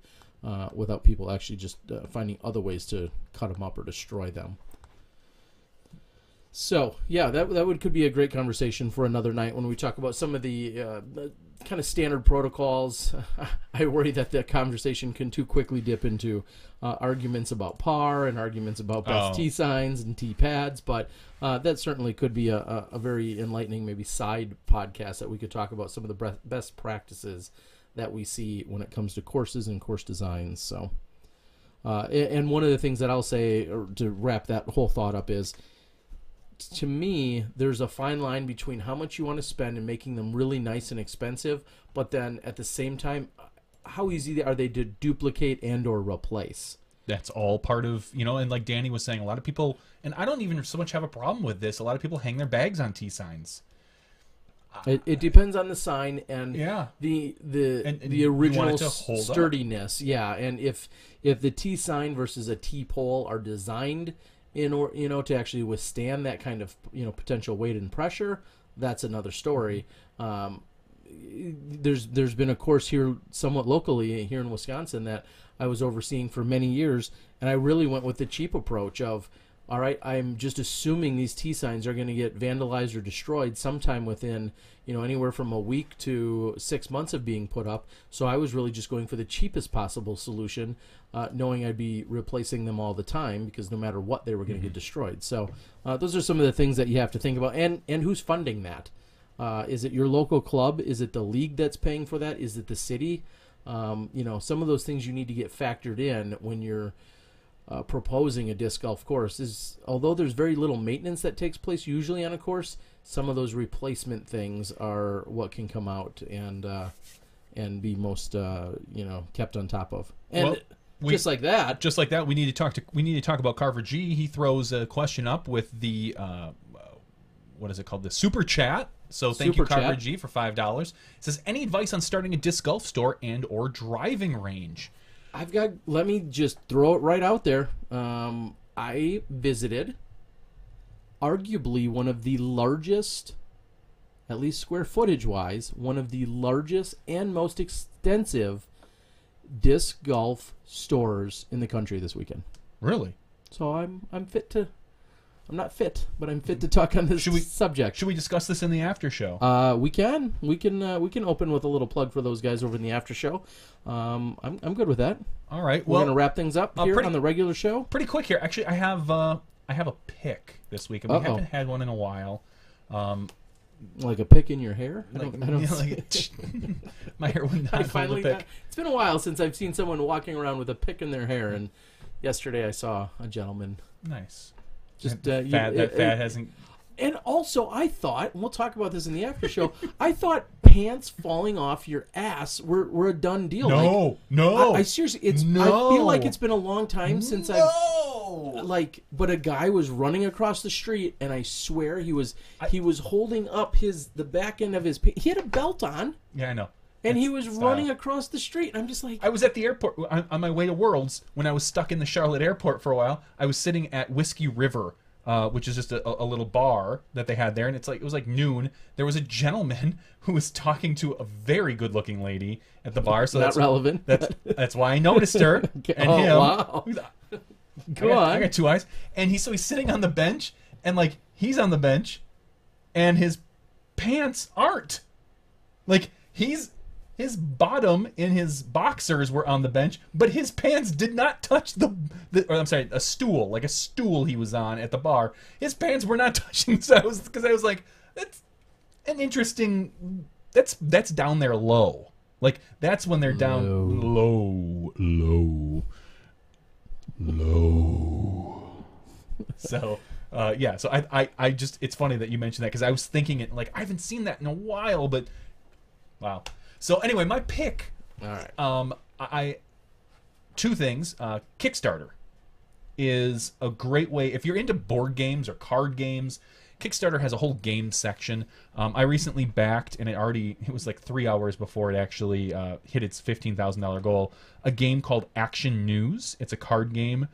I would say along the lines of Cards Against Humanity, kind of. It's a little different gameplay, but it puts you in the seat of a like a news Anchor. Okay. And they give you all these different news stories from throughout history, from like the last like 40 or 50 years that have been covered on news. And then there's all these different other action cards you can make. You have to make the best story and this and that. So it's under Kickstarter. It's called Action News. And it's he also made a game called The Contender, which I bought a while ago, which is how I got turned on to this. But he's also a podcast host, and he started a new podcast as well. It's called, I'm going to bring it up here. It's The Secret of My Success, not the Michael J. Fox movie. I'm going to look up the exact podcast because I thought it was. It's called If at First You Don't Succeed. And it's them going through, now this is their second Kickstarter. It's a podcast about them literally step by step how to create a successful Kickstarter campaign, the pitfalls and perils that they've run into, the things that work. They're being very open about everything from what their costs are to the numbers to the profit they're making on this particular game, and how to do a successful Kickstarter. They even said at one point, they're like, we think we could start a business on running successful Kickstarters campaigns. Yeah, that's interesting. Successful campaigns. So it's a whole. Right now, I think they're like 6 or 8 episodes in. So if you're interested in Kickstarter or just running successful business or things like that, take a look at the podcast. Like I said, I literally just started listening to it a couple days ago. So it's called If At First You Don't Succeed, and they go through a lot of history on the Kickstarter and back the game. If you're interested in, if you like card games, it's called Action News. It'll probably ship by, I'm guessing, around Christmas at this point, because literally they've got all that money already. Two days ago. Well, it's like a 30 or 40 day Kickstarter, and they started it 3 days ago, and it took them 3 hours to hit 15,000. They're almost already at their 30,000 mark. So, and they've run successful ones in the past with different card games. So, so that's just it. So, a podcast and a game if you're interested. I like card games. I love card games, actually. I just learned how to play Garbage. I think I knew how to play years ago, but it's been forever. It's a pretty... I don't know if I'd call it a mindless game, but my 8-year-old taught it to me, and I don't know. I'm into it. All right. That's all I have. All right. Well, there's your pick. I'm trying to... my anti-pick would be... again, I've got to get better at tweeting both positive and negative things to balance out my negativity. Sometimes, I don't know why, I'm not even that big of a Twitter guy, but I just feel like it's an outlet. And I could take it to Facebook. You can treat Twitter like an outlet, but it gets old if that's all you're posting. Correct. And I'll say the same thing about Facebook. There's a lot of people, and I almost made this post today, like, if every one of your posts is either stirring up controversy or being a jerk or something negative, you've got to understand people are going to unfriend or unfollow you, because that gets really old. Everybody has trials and tribulations. I have struggles. We all have our struggles. Some people share them. Some people don't. I get all of that. But if you look back, and I think I said this years ago, if you look back and 9 out of your last 10 posts are something negative, you need to start making some changes or getting some help or a combination of the two. But anyway, so regarding Twitter, the most recent tweet that I said was something along the lines of, all right, rental car companies, do not ever give me a car with 5/8 of a tank of gas when I leave, because that's what they want you to, they're like, oh, it's got 5/8 of a tank or 3/4 or whatever the number is. It's got 3/4 of a tank. Just return it with that. I don't got time for that. Like, it's legitimately a pain in the ass. I had put enough gas in the tank to know roughly what it cost to fill it for the 1 or 2 fills that I had given it. So then I went ahead and correctly proportioned it, so to speak, or prorated it, whatever you want to call it, and I was off, and it was less than 3/4 of a tank. And then I had to run my cart again and put in more gas, and then I put in too much. Don't ever do that again. If you are going to rent out a car, just leave it as full, and I'll return it full. They don't care. They're going to get more out of it. I don't got time for that. And somebody else, more than one person said, if you're close, good enough. And I just felt like, well, no, I don't want them to screw me and be like, well, no, it's not 3/4 of a tank, and you're going to owe us for 2 more gallons at $9 a gallon, or some absurd thing that they want to rip you off for. So anyway, there's my frustration. And something else I'm going to share it. That's a whole podcast on itself. I've got another brilliant idea that I think about every time I leave a hotel room. So I think we're going to close things up. We're going to get into an after show. Sounds like we're going to have Ray Woodruff of this weekend's event join us. He's going to talk a little bit about what we can expect at this weekend's tournament for the Rocky Mountain Women's Championships, which I'll be covering. My 8-year-old daughter will be playing in the one-round junior event that takes place on Saturday morning. And we'll get some, like I said, some details out of him regarding that. And to finalize the other media concern out there, we're checking in with Joe Mez to see what's going on with their video from the weekend. I'm not sure from Red, White, and Boom, and the grand finale, Final 9, the Finale 9, I'm calling it, that took place at Red, White, and Boom. That I plan to be releasing by sometime tomorrow night. So 9 holes, winner take all for $1,000. Matthew Blakely, Drew Gibson, Dutch Napier, Eric Oakley, $1,000 given to one or more of those individuals. So you'll see that hopefully released tomorrow night. I want to get it out before I leave for Colorado. So for Johnny V and myself and all of our Patreon members, along with Disc Store, who so graciously sent us one of their new Disc member packages that we're sharing tonight, we want to thank everyone for joining us tonight. This has been podcast number 150. Stick around for an after show. We've got a few extras for you guys to talk about. We've got some answers and some super chats to address for Johnny V and myself, Terry the Disc Golf Guy. We'll catch you in the after show when you step inside the Smashbox. Thank you, Slate Paul, who I've not gotten the update for the credits yet. Yeah. Thank you to our $2 and above patrons. Your name is listed below in the video credits. If you're interested in being listed as a producer on SmashBoxxTV's podcast, please visit patreon.com/SmashBoxxTV.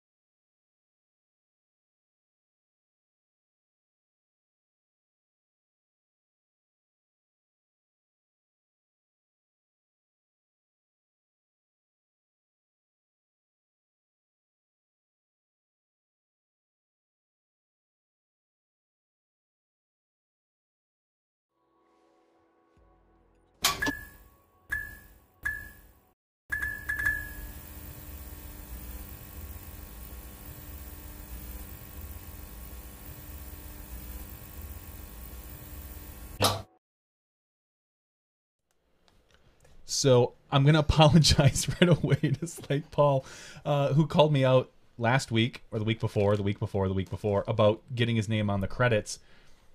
He mentioned it, and I was like, oh my God, I can't believe I missed that clearly. So I updated it, put it in my Dropbox on my computer. The problem is I turned off syncing on Dropbox on my computer where I do all the After Effects stuff, where I do all the thing, because what happens is I get so much stuff from all the different events we go to.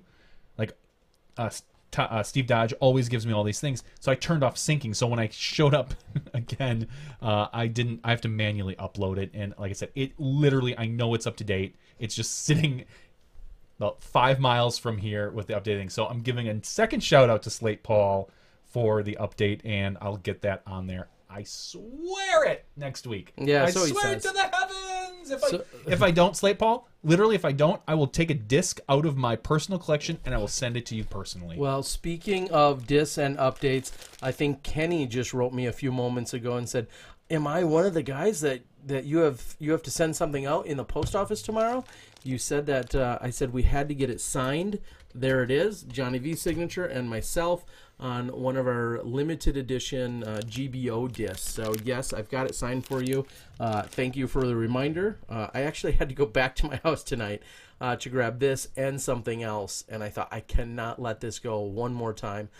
I had it in my car ready to go and then moved it, and here it is. So it's signed and it will go out tomorrow. So thank you, everyone. Again, we're here with the SmashBoxxTV after show. where we talk about lots of random things that may or may not involve disc golf. So if you're looking for exclusive or disc golf content exclusively, we absolutely do not guarantee it. We also interact with our live chat board taking place on youtube.com/SmashBoxxTV/live. That's where you can send us messages, ask us questions, and bring up all sorts of topics that we may or may not touch. More often than not, we do, though. So the question that was thrown to us was, how do I start a disc golf store and driving range? How do I go about doing it? Any advice on that? Any advice on that? And I left it by saying I visited one of the largest and I would say one of the best disc golf stores I've ever been to in the country. I've been to, a couple dozen. And Hazy Shade in Dayton, Ohio is very, very impressive. And let's start with I would say maybe the most obvious, which is just the sheer size. And I apologize. I think he told me it was 6,300 square feet.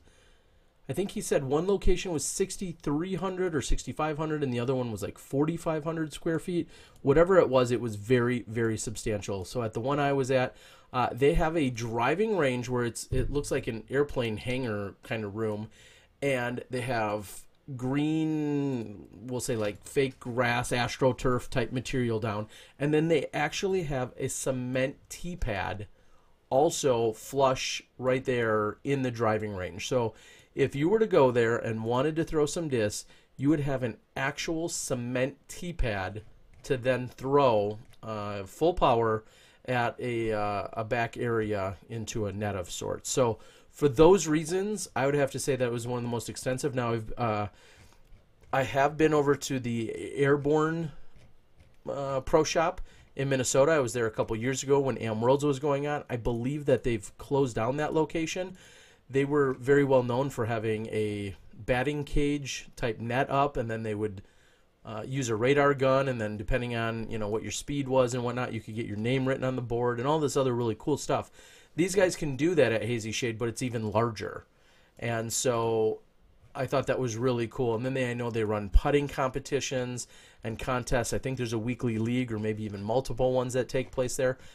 And then as you walk around the rest of the store, there is a ton of disc golf memorabilia. And I found myself staring at it and looking at it in that, like, it's not just some it looks like random discs on the wall, but if you have any history or any knowledge of disc golf, you're looking at some of these very iconic discs or stamps, and you can't help but be impressed. I was looking at them. They have just a lot of memorabilia up, a lot of things. You've seen a lot of top players that have come through there. It was very impressive. So I could appreciate that. Now, someone may go there and it may look like a bunch of random discs, and some you'll recognize and some you wouldn't. I, however, could recognize quite a few of them, and I was like, all right, these guys are in it for the right reasons, doing really good things. And then the other big note that I commented on the other night during our wrap-up podcast was that, or our review night, was they are not brand specific, and I saw every major brand you would want or expect there. So whether it's Innova or Prodigy or Discraft or Legacy, all of the Trilogy products, and everyone else, and then accessories, tons of bags, of course, lots of different baskets. They had pretty much everything. Again, with so much space, they're able to really dip their toes into just about everything related to disc golf. So, and this is obviously a pipe dream of mine and whatever, and I'm sure everybody in the world that plays disc golf. I personally don't want a disc store, but I think having that connected to a relatively large area where you can do putting leagues, where you can do like driving into a net. If you look at our Patreon, one of our very far stretch goals that I put out there, knowing that we'll probably never get there, was that if we get X amount of money, we'll start renting out a large space, do this from the large space, and have putting nights where we'll also do broadcasts. And I will party in there every night of the He week. will be hammered. He'll actually probably live there and move out of his house and sell his house. I will. 'Cause he's cheap. Yes. So I think that is part of. I think that's a really good way if you want to get like a disc store or something going on. If you can have an area, if you're up north where you might get colder weather, an indoor putting league. If you're down south, maybe just a yard or something like that, a green space where you can then have an outdoor putting league would be fine as well, with maybe some nice lights. But I would like that. I'd love to have. I would love to be able to have like a space where we can do more things rather than just the small studio we have, this luxurious small studio that we have. I would like a bigger, more open area. I think that would integrate very well with a disc store. Yeah, there would definitely be a lot of cool things that we could do in terms of clinics. We could probably also maybe even attract and bring in some of our our big name players, and then have both live and web-based clinics. There's a lot of different places or things that could go. If, as you said, the pipe dream came true and we had this space along with something that could be maybe a little bit of a multimedia studio type place as well. So Greg Alberto asked the question about having one of those golf. There's a golf trainer where you hit the ball and it hits the screen and it kind of projects where your ball is going to go. If there's anything like that for disc golf, and I don't believe there is, and it would be very difficult. You would almost, because obviously the difference with a ball versus a disc is you can kind of have an idea of the speed of the ball and where it hits, because you can estimate an angle from your from where you're teeing from to when it hits the whatever it hits the screen, and get a general idea of the projection of the ball. With a disc, there's so many more variables in the sky. Let's just take wind out of it, because wind will affect a golf ball as well. But there's the stability of the disc. There's the angle of release. There's all that stuff that would need to be figured in. And not saying it couldn't be done, because it could. It would just require, let's say before you throw, you're saying, okay, I'm throwing a leopard, which is a slightly understable disc. And I'm going to throw it and hit this, and it's going to it's got to give you a general idea of, all right, if the disc hits at this angle versus this angle, what's the flight going to be like? So it's way more difficult, as I'm sure you've probably thought that through. But I think you would need a relatively good programmer to take care of all that. I think they'd have to hire Danny. Danny would come in there and tell them where things were going to go or things were going to land. Can we get Danny and Disc Golf Nerd? Get them both there to talk about, the flight characteristics versus the type of throw. And I think it's possible, but it would require an unbelievable amount of programming. That's obviously a million times more advanced than Johnny or myself. But and maybe we're naive in saying that it would be more difficult than just a golf ball is, because there's so many more variables with a disc than there are with an actual golf ball. But at any rate, it would be math and science and programming that's far, far beyond us. But it would be kind of cool. As some people were saying, I would hit the the only virtual tree out on one of those setups. Someone says digital putting, they could have digital spit outs. Yeah, exactly.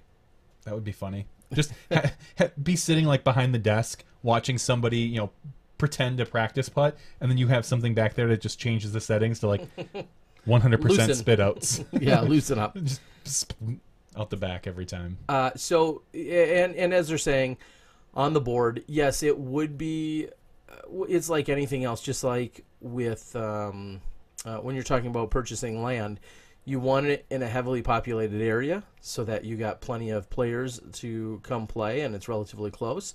But that's also going to be your most expensive land, and probably the one thing that keeps you from being able to purchase it when you're talking about the cost of land acquisition. So, and I think a lot can be same. And when I personally was researching the idea of doing some putting leagues during the wintertime here in Wisconsin, in Milwaukee specifically, it was an interesting, there was a fine line of what I wanted. I wanted to go into a place that wasn't too nice that we could possibly break, like fixtures or ruin something or art on the wall or whatever, but I didn't want it so dingy or dark or dirty or run down that disc golfers wouldn't want to attend it either. Really? Yeah. Well, Has there ever been a place that's so dirty and dank that most disc golfers don't show up? Believe it or not. Show me that place, and I will give okay, you well, where I want to go on a weekly basis. How about that?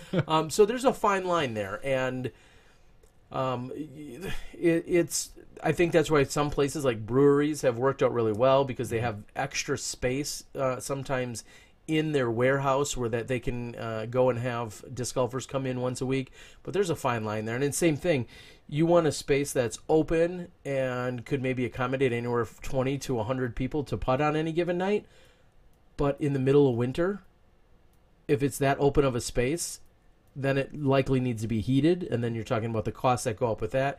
And if you only have 9 people show up one week, it may not be worth the amount that they're going to spend to heat that place for a few hours. So in Wisconsin, these are Wisconsin winter, disc golf putting league problems, but those are some of the challenges that we faced or that I faced in looking for the right spot in Wisconsin. So if you're at a putting league somewhere that's able to take place year round and you don't have some of those challenges, consider yourself very lucky. Tim Court says rent out an indoor soccer field. That's great, except for when it's costs. $200, $300, $500 a night, or for a 2-hour time block.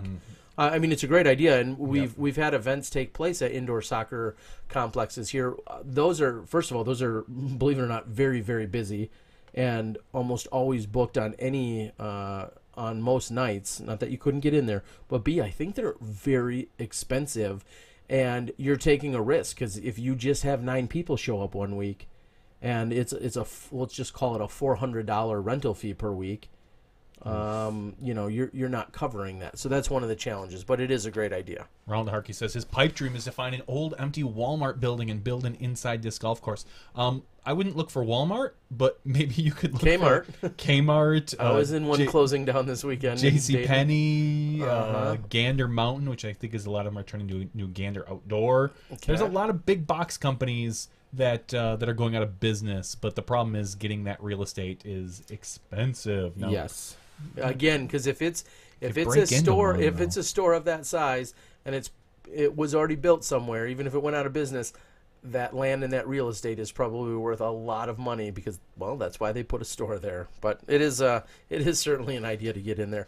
There was talk of an old mall here in Wisconsin. Northridge. Northridge, and then at one point parts of Southridge were even talked about, although it's still open right now. But parts of it where if it's vacant, how cool would that be? And everybody says that. Your skateboarders say that. Yeah. A lot of different people say stuff like that. Now, let's do their Patreon giveeway. Okay. Before Ray shows up, and then you can maybe talk about your brilliant idea you had. I don't know if that's shareable. Because it's such a good idea that's something that I think about all the time. You brought it up. You might as well share it. So what I have is... So we have a Patreon giveaway, which is something we do in the after show every single week in order to be eligible to get in on some of these giveaways or all of these giveaways from Patreon. All you have to do is go out to patreon.com. That's patreon.com/SmashBoxxTV. And if you are a contributor of any dollar figure, whether that's $1 per episode or $100 per episode, it doesn't matter. As long as you are any type of contributor to the show, you are eligible for our weekly giveaways. And this week? Okay. I'm going to add to that. What? Yeah. I'm going to add something to that as well. I'm going to give away the second Paige Pierce competitor badge that I had her sign. I kept 0 for myself. I got 2 of them signed, and I figured we'd give them both to our patrons. I did get a disc signed by her and Ricky, though, that I'm keeping. Sorry, patrons. So it's a competitor's badge from the 2017 PDGA World Championship, signed by 4-time champion Paige Pierce. And you are giving away something? I'm going to throw in there a mini, I don't have any DD mini disc yet, so I'm going to throw in a Discraft mini Buzz that will be also, it's a custom stamped one, not from the Worlds, but one that I have. So I'll be including a mini Buzz that will go along. There may or may not be a signature on it, just saying. That will go along with this competitor badge from Paige Pierce at the World Championship. So a couple of unique collectible type items If you don't love them, hawk them on eBay Uh, or Facebook We're not going to look. We don't care. or whatever. All right, so like Terry said, if you want to be part of this, patreon.com/SmashBoxxTV. I saw, I waited till the very last minute because I did see somebody signed up for Patreon just today, during the show, so thanks for that. This is the Patreon only giveaway, unlike the disc member giveaway, which was open to anyone who made a comment under our Facebook post. So thanks everybody to that. All right, so I have the list. How should I sort this, Terry? I think We can sort it by first name, last name, email, or donation amount. let's sort it. Yeah, more often than not, you do first or last name. So Almost always first name. let's sort it by email. And so we are taking the 150 or so people, Yep. and we will sort it by email address. And let's put. So All right, so alphabetical. There you go. it's sorted by alphabetical email. All right, so now we have, it looks like 149 potential winners here. So I'm going out to random.org, which is our random number generator of choice. Oh, I'm going to do 149. And let me You just want to show it live to everybody? They get excited when they see the number, even though they have no idea what number they are. Yeah, they don't. No, I'm not going to show. Okay. All right. Just because I don't think I have a way to set up right now that I can do that. So, Okay. All right. So suspenseful. Hitting generate. What number is it? It's number 50. Even 50. So let's go to number 50. And 50 cent approved. it is Luke Turnbull. Oh, snap. Luke- He just wrote on the board moments ago, I keep giving my PP signature discs away as prizes. Well, Luke. You're going to get a competitor badge now, Luke. What? I'd like tonight is the giveaways where people are on, they're here, they're watching. Thank you, Smashies. That's awesome. Can't even tell you how much I truly appreciate all your support. So Luke Turnbull out of it looks like here Lake Circle Cameron Park. Give his full address. No, I'm just gonna say Cameron Park, Australia. Very nice. So thanks a lot, Luke. We'll get that out to you. Sweet. There you go. It might not be there in the next day or two if it's Australia. I'm not priority shipping that for No. $144. That's gonna get to you slowly. I think it might be by squirrel. So, Yes. but it is. We will get that to you. So thank you very much, Luke. We truly appreciate everything that everyone donates. Every last one of you, and even the people that don't, we do appreciate you, just not quite as much. Yeah, that's Just exactly like it. right underneath of them, right underneath. But I love you all. All right. So there you go. There's our giveaways. Now watch our numbers plummet once everyone realizes they are not the winner on the night. But Luke, yeah, reach out and let's get your address, your full address, make sure we know where it's going, and we'll get that sent out to you. A Paige Pierce competitor badge along with a mini buzz coming your way. Well, Very cool. I'm glad that the Australian winner got something small. It's easier to ship to Yeah, Australia. you did not win a basket, which is good. Yeah, so, all right, let's move into, meanwhile, I'm going to real quickly double check. Again, we're waiting on hopefully having Ray Woodruff from the Rocky Mountain Women's, tournament this weekend. All right, so here's my idea. It's not an invention, nothing I'm going to come up with. Well, somebody could maybe turn this into something, but it's probably far more work than it's worth. Probably. And I may have even shared it with a few people, but what I think, after staying now at a number of various hotel chains, I would love to see some form of rebate. A rebate assessed based on Whether they clean your room or not. not how they clean your room, how clean you leave your room. Oh. No. How does it make sense that we'll use the term rock star? People can go in there with a rock star mentality, all but destroy everything. And I know there's incidentals, and if you destroy things to a certain degree, you get charged. I get it. You can trash, I mean trash, a hotel room. I've seen some with no repercussions whatsoever. I mean, just stuff everywhere, smells, drinks, beverages, cans, trash. You can trash a hotel room with little to no repercussion, or I can walk out of my hotel room that barely looks like I even slept in it this weekend, and it costs the same. Now, I understand the upfront cost would be the same based on need and all these other things. Wouldn't it be cool if they just said, you know what? You left your place super clean. Here's a $10 rebate. Here's a $10 credit on your account. You think that's crazy? Think about how much time and energy is spent by the housekeeping staff. If it takes them 3 hours to clean a room, usually 2 people, 3 hours to clean a room, versus when it takes an hour and 15 minutes, there's a massive cost savings there. I understand. I agree. I just think that they charge you based on what they assume is the maximum time it's going to clean. If I were running a hotel, I would say, all right, the average to clean a room is half hour. Let's say half hour for 2 people to go in, strip the beds, change them, replace all the toiletries, whatever they're going to do.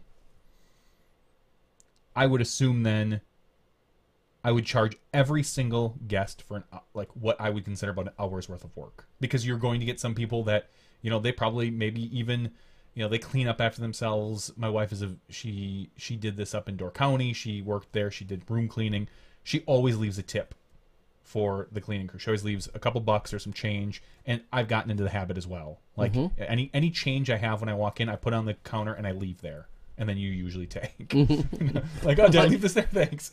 This looks like my 68 cents. I always just leave it there every night. If I'm staying there 10 nights, whatever, I'll try to just empty my pocket and put it in the same spot. If I only there one night, they get one night's worth of change, whatever.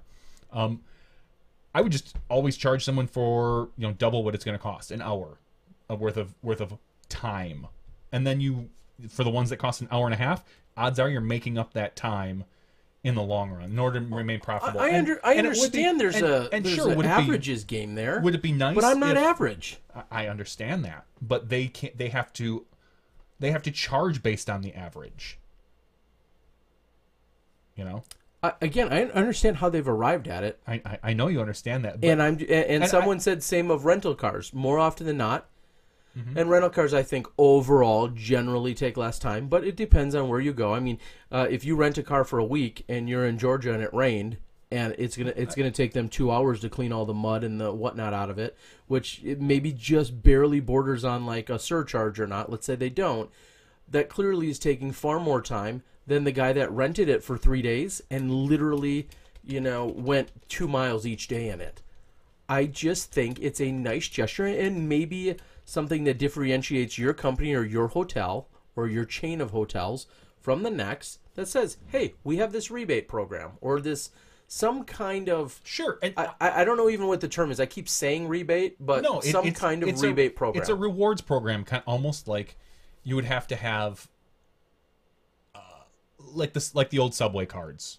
Sure. You 10 rooms and you get like a 50% off a night or something like that. But they would also have on there like, oh, look, when you've left our rooms, you've left them very clean, and you are going to get 60% off your 10th room or something along those lines. Sure. I get that, but you would almost have to roll that into a frequent user thing, because they don't know if like, oh, congratulations, you stayed one night at a Marriott, you might never stay at a Marriott for the next 60 years. And that's why I say, so it would have to be rolled into your frequent your frequent stayer program. Yeah, and that's where I understand there's hotel chains and there's whole families of hotels and all this other stuff. I realize there's some very legitimate logistical challenges.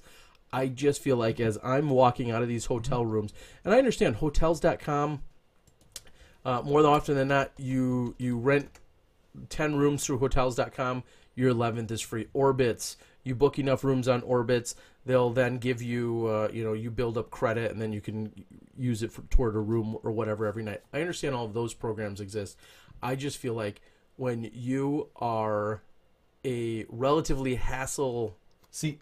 And I understand there's subjectivity, which is what a couple of people have said. I clearly get that as well. And that's where I think you keep it relatively simple. There's not like 9 steps where it's going to take a maid 30 minutes to be like, well, I give the bathroom a 2, I give the the bed a 4, and I give their walkway was really muddy, I give that a 9. Like, I understand that it has to be maybe just 3 levels, like extremely clean, moderate or normal, or incredibly messy. It's not, and you only get rewarded if you do it, if you're exceptional and you do well. You're not getting penalized, not like, oh, this guy left it trashed, then maybe it's just your normal rate. But if you leave it exceptional, I think it'd be great to get a rebate. It's not worth their time. People are going to stay there anyway. Now, you could make the argument that would be something to push people towards hotels versus Airbnb, which is stealing a lot of their customers and stuff in certain areas. But overall, I think it could be right now. Okay. I'm not saying it couldn't. There could definitely. Now you're talking like you did. Now you're talking about getting the cleaning staff involved in general time. Now I would love to know if they have a general. And I don't know how hotels work. As far now, a close friend of mine, they owned a motel in Appleton, the Northern Inn, and we used to hang out there while she worked that and for her parents and whatever. And that was all family done, so they would do their own cleaning and this and that. Now, is the cleaning staff judged on how long it takes to clean a particular room? Or do they just have an X amount of time? Like, if your room takes 15 minutes to clean versus 30 minutes, can the waitstaff just be like, it was a dirtier room? Or how does that work? Does the waitstaff now or the cleaning staff now have iPads connected to their cart so that they can sit and test all the sheets? They just you one like click, how click, dirty all the sheets are. Like click, click, click, click. Okay, this room took me 22 minutes. Next, this room took me stop. There are ways to do it. I think they walk in and they say, this is... You're adding technology. You're adding... Very clean. This is regular. This is very dirty. Oh, very clean. Here's your $10 rebate. And now, as a person, you sit and go, okay, I'm going to clean this room. I'm going to make sure I get my rebate. I'm gonna spend an hour before I leave making sure everything's vacuum. Maybe not vacuum because we have vacuum, but I'm gonna put the ironing board away. I'm gonna clean up the bathroom. I'm gonna do it, and then suddenly you don't get that rebate. Are you now upset? Like you're blasting them on Twitter. I sat for an hour and cleaned my room, and I didn't get my 10% discount on my next place. I'm absolutely blasting them. Exactly. Like, that just adds so much more headaches that they don't need. I like the idea as a concept. I think just in execution, it's going to fall apart. I realize there's challenges, but if you want to differentiate yourself from the next, this is one way to do it. Hey, Ray Woodruff says, hey guys, he's joining us. We're going to get him online here pretty soon. Hopefully, Ray, if you're on Skype, please make sure you're logged in. I believe we've had you on before. I believe that we have. And Ray helped me with some accommodations for this weekend, and I am going to destroy the place. Oh, Jesus. Great. Just kidding, Ray. Totally kidding. Totally kidding. Ray, go ahead and jump on Skype. I can't seem to find your particular Skype account, but please send us, if you have it, send it to Terry or myself, and he can help me get it. And we will. We'll get Ray Woodruff right on here so we can talk about the Rocky Mountain Women's event. And real quickly, Carver, I know you've now said Sprinter or RV 6 times in the comments since this conversation started. That's great if you travel a lot. Yeah, and I do travel a lot. I don't have time to drive a lot. I love the idea. I'm going to Colorado and coming back, or this weekend I was in Ohio and coming back. This weekend a van of sorts would have been semi-practical. Colorado, it's not, because I really do need to get there and then do need to get back relatively quickly. I'm the first to say I'm not even all that high maintenance when it comes to travel. I feel like I'm relatively easy going on the travel, and I like to even travel cheaply. But I also don't, with 2 kids, I also don't enjoy the idea of, oh yeah, that's a 16-hour drive, that's a 20-hour drive, all of these drives back and forth. I'll even say, Ledgestone's only about 4 hours from us.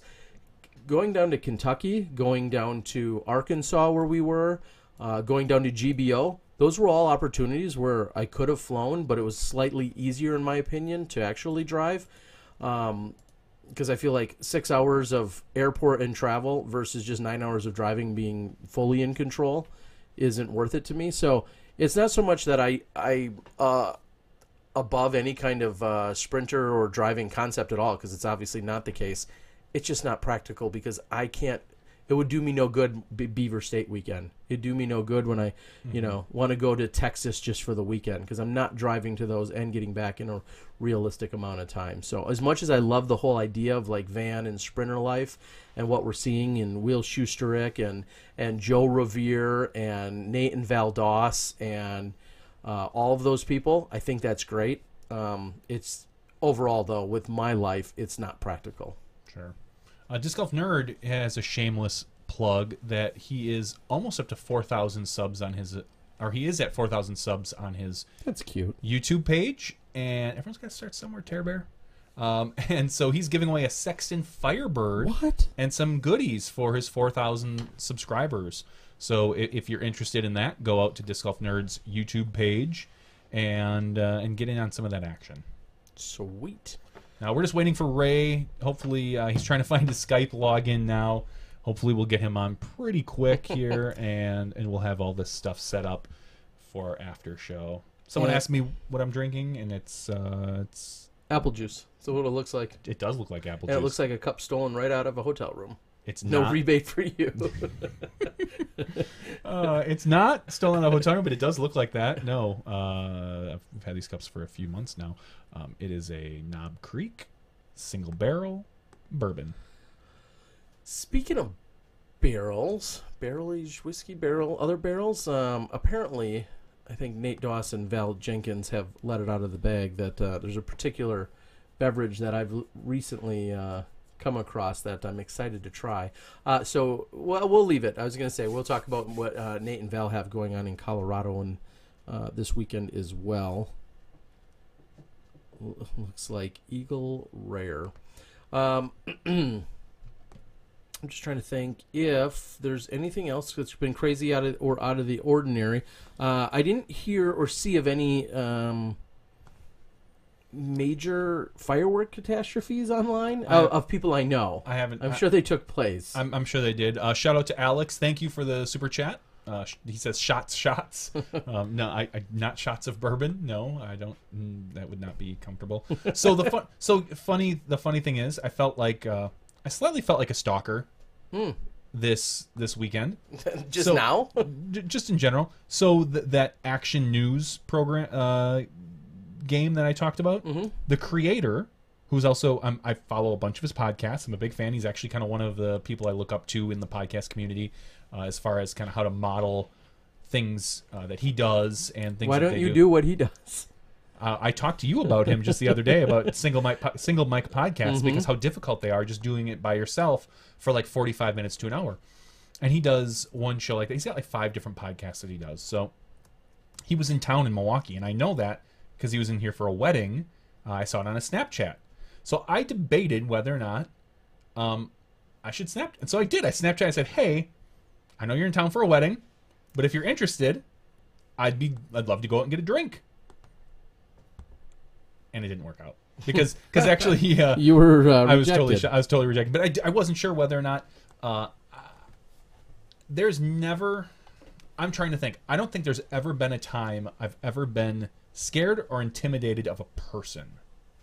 Anybody I've ever seen or walked up to, or even nervous, like to talk to somebody. None of the bands that you follow? No, the closest one was when I was younger. I still am a huge fan of the Mighty Mighty Boss Tones. Say what you want about them, but and after one of the shows, I was walking out, and the lead singer, Dickie Barrett, was there shaking hands, and I walked right up to him, and I stumbled a little bit in my words, and I was like, oh, hey, appreciate everything you do. I love the band, blah, blah, blah, and I had him sign a shirt, and what I wanted to do was they were playing somewhere one night and then somewhere else in Wisconsin the next night, which I knew some of my friends were going to be there. I just asked if you could just ride along? And no, I tried to spit out something about, hey, I know some guys in the next show. Giving them a shout out would be a lot of fun or were pretty funny. And it just literally, I think I was 19 at the time. It just really bumbled out of my mouth. So it never happened. But in general, and so I was relatively kind of nervous, like, because it's weird doing it via like Snapchat. Like going right up to somebody is one thing, but then, hey, you look really weird. The fact that you follow someone on social media, and Snapchat is such a weird thing. It's all video. So recording that message was like, hey, if you happen to have some spare time, they were here for the fireworks. Milwaukee puts on a fantastic fireworks show on the lakefront. They were out on some boat.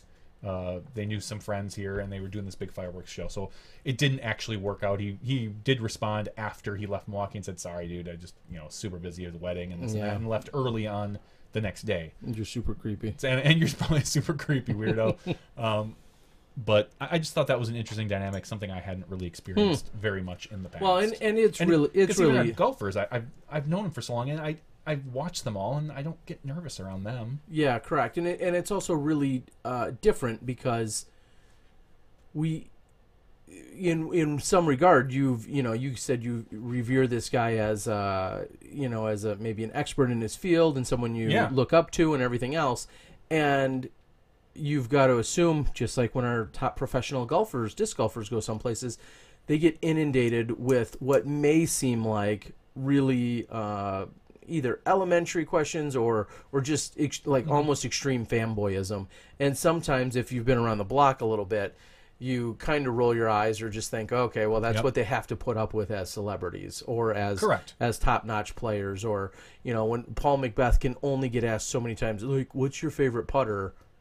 Well, this McPro AVR, or but I wouldn't be that guy, Terry. Yeah. So, do you want to come in my basement and see my podcast studio? Yeah, exactly. So there's total creeper. It is interesting, and I think of the same way when I think about some of the guys that I like or follow, like a Gary Vaynerchuk, who's now enormous, or I remember way back in the day when he was trying out one of his million different social media platforms. I remember chatting directly back and forth with Brody Smith, and that was before he was nearly as big as he is today. But I remember directly chatting with him on he had tried like 19 different live streaming type platforms, and wherever he was, I was chiming in and talking, and we had Frisbee in common. But that's interesting. And unfortunately you got to assume if he's in town, he's probably busy. Exactly. He was here for a wedding because he had Snapchatted earlier.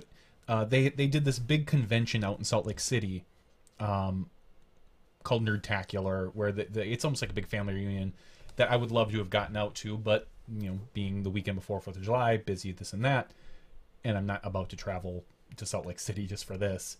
And then I didn't realize, I knew they were going to be there, but I didn't realize he was coming to Milwaukee like literally the next day. And so I saw something on his social media saying, hey, I'm in town for a wedding. Check this out. And he showed some pictures. And I was like, holy crap, he's in Milwaukee. He's in my hometown. He's literally miles away from me at this point. I said I would regret not at least reaching out to maybe whether or not he had a free couple hours to sit and have a drink with a fan and just chit-chat. Because, like I said, I'm a supporter of his Patreons. He's the guy that does the card games. And he does a couple one mic podcasts. And I think he's very good at what he does. He was one of the first people on Patreon, like literally one of the very first people that helped launch the platform. So it's just one of those things. It's like, I'd love to pick your brain a little bit and just and get some information, but ultimately not working. Oh, wait, Ray Woodruff is calling us. Hey-o. So, we may be able to make some of that action work. And I think soon enough we may be able to welcome him to the show. I think we can. And just like that, welcome Ray Woodruff. How many times have people said it's easy to get tongue-tied saying your name? Is that because you're so famous, or what is it? No, I think it's the W and the R. Okay, Ray Woodruff. Yeah. You can't. I can't even say it 3 times fast. I can't either. All right. Well, welcome to the show. We're glad that you could join us. I know you're probably out there running around doing a whole bunch of things, getting the course ready. I kind of mentioned it earlier that you guys were able to go from a 24-hole course down to 18 holes, but you don't have to set them up and take them down every day. How did that come about? The town actually allowed us to go ahead and put sleeves in the ground so that we can lock them in and not have to wheel them out every day. Now, do you see... I think of how gorgeous the park was or is, and I'm excited to get back there. excited for all the women to see all the hard work that you guys do. Is there a chance for any other tournament, or is this a once every other year thing, or will anyone else be able to get to experience this course any other time of the year? Well, the course, because we put sleeves in the ground, the town is open to the idea of renting out the park for other events, obviously special occasion or, tournaments, really.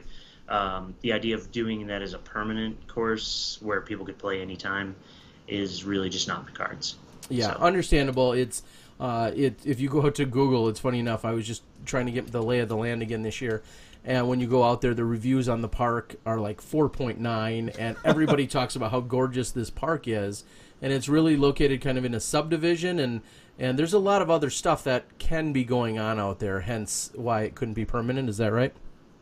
pretty much, yeah. There's a pretty popular park. There's some nice waterfalls. There's ponds. Kids are out there hunting frogs and other wildlife on a daily basis. So. Now, one of the things that we saw earlier today is that you guys had released on the Facebook page, whether it was today or yesterday, that really an image of all 18 of the T signs. So people kind of have a virtual caddy book, and we're a few days before the event. Tell us about that process. Well, obviously, you've seen our work in the past with those. Benjamin Fairley of Fairley Creative has created some great artwork and created the large map. You remember that 3 foot by 2 foot, beautiful map. And basically, we've taken that and turned that into our caddy book. So our T signs and our caddy book pages are all the same, so there's no confusion. The other thing that's nice about doing the high quality signs is that when we put them out on the course, you know exactly what's going on. And if you want to refer to the caddy book to take notes or whatever, you have that as a memento, and you have that for getting you through the tournament. So we just like it. We like the way it looks. Well, they're gorgeous. Again, great job by the entire crew over there. Now, I think I have the format down, but rather than me possibly misspeaking, tell everybody who's playing when this weekend.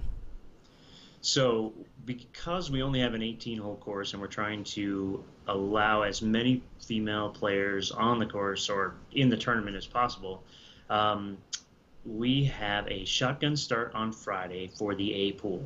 Now, the A pool only plays 1 round a day, and Friday they get the shotgun. Saturday in the morning, we'll start with a tee times. We'll start with tee times for the rec, then the juniors, then the intermediates, and then we'll go into the advanced divisions and then into the open divisions.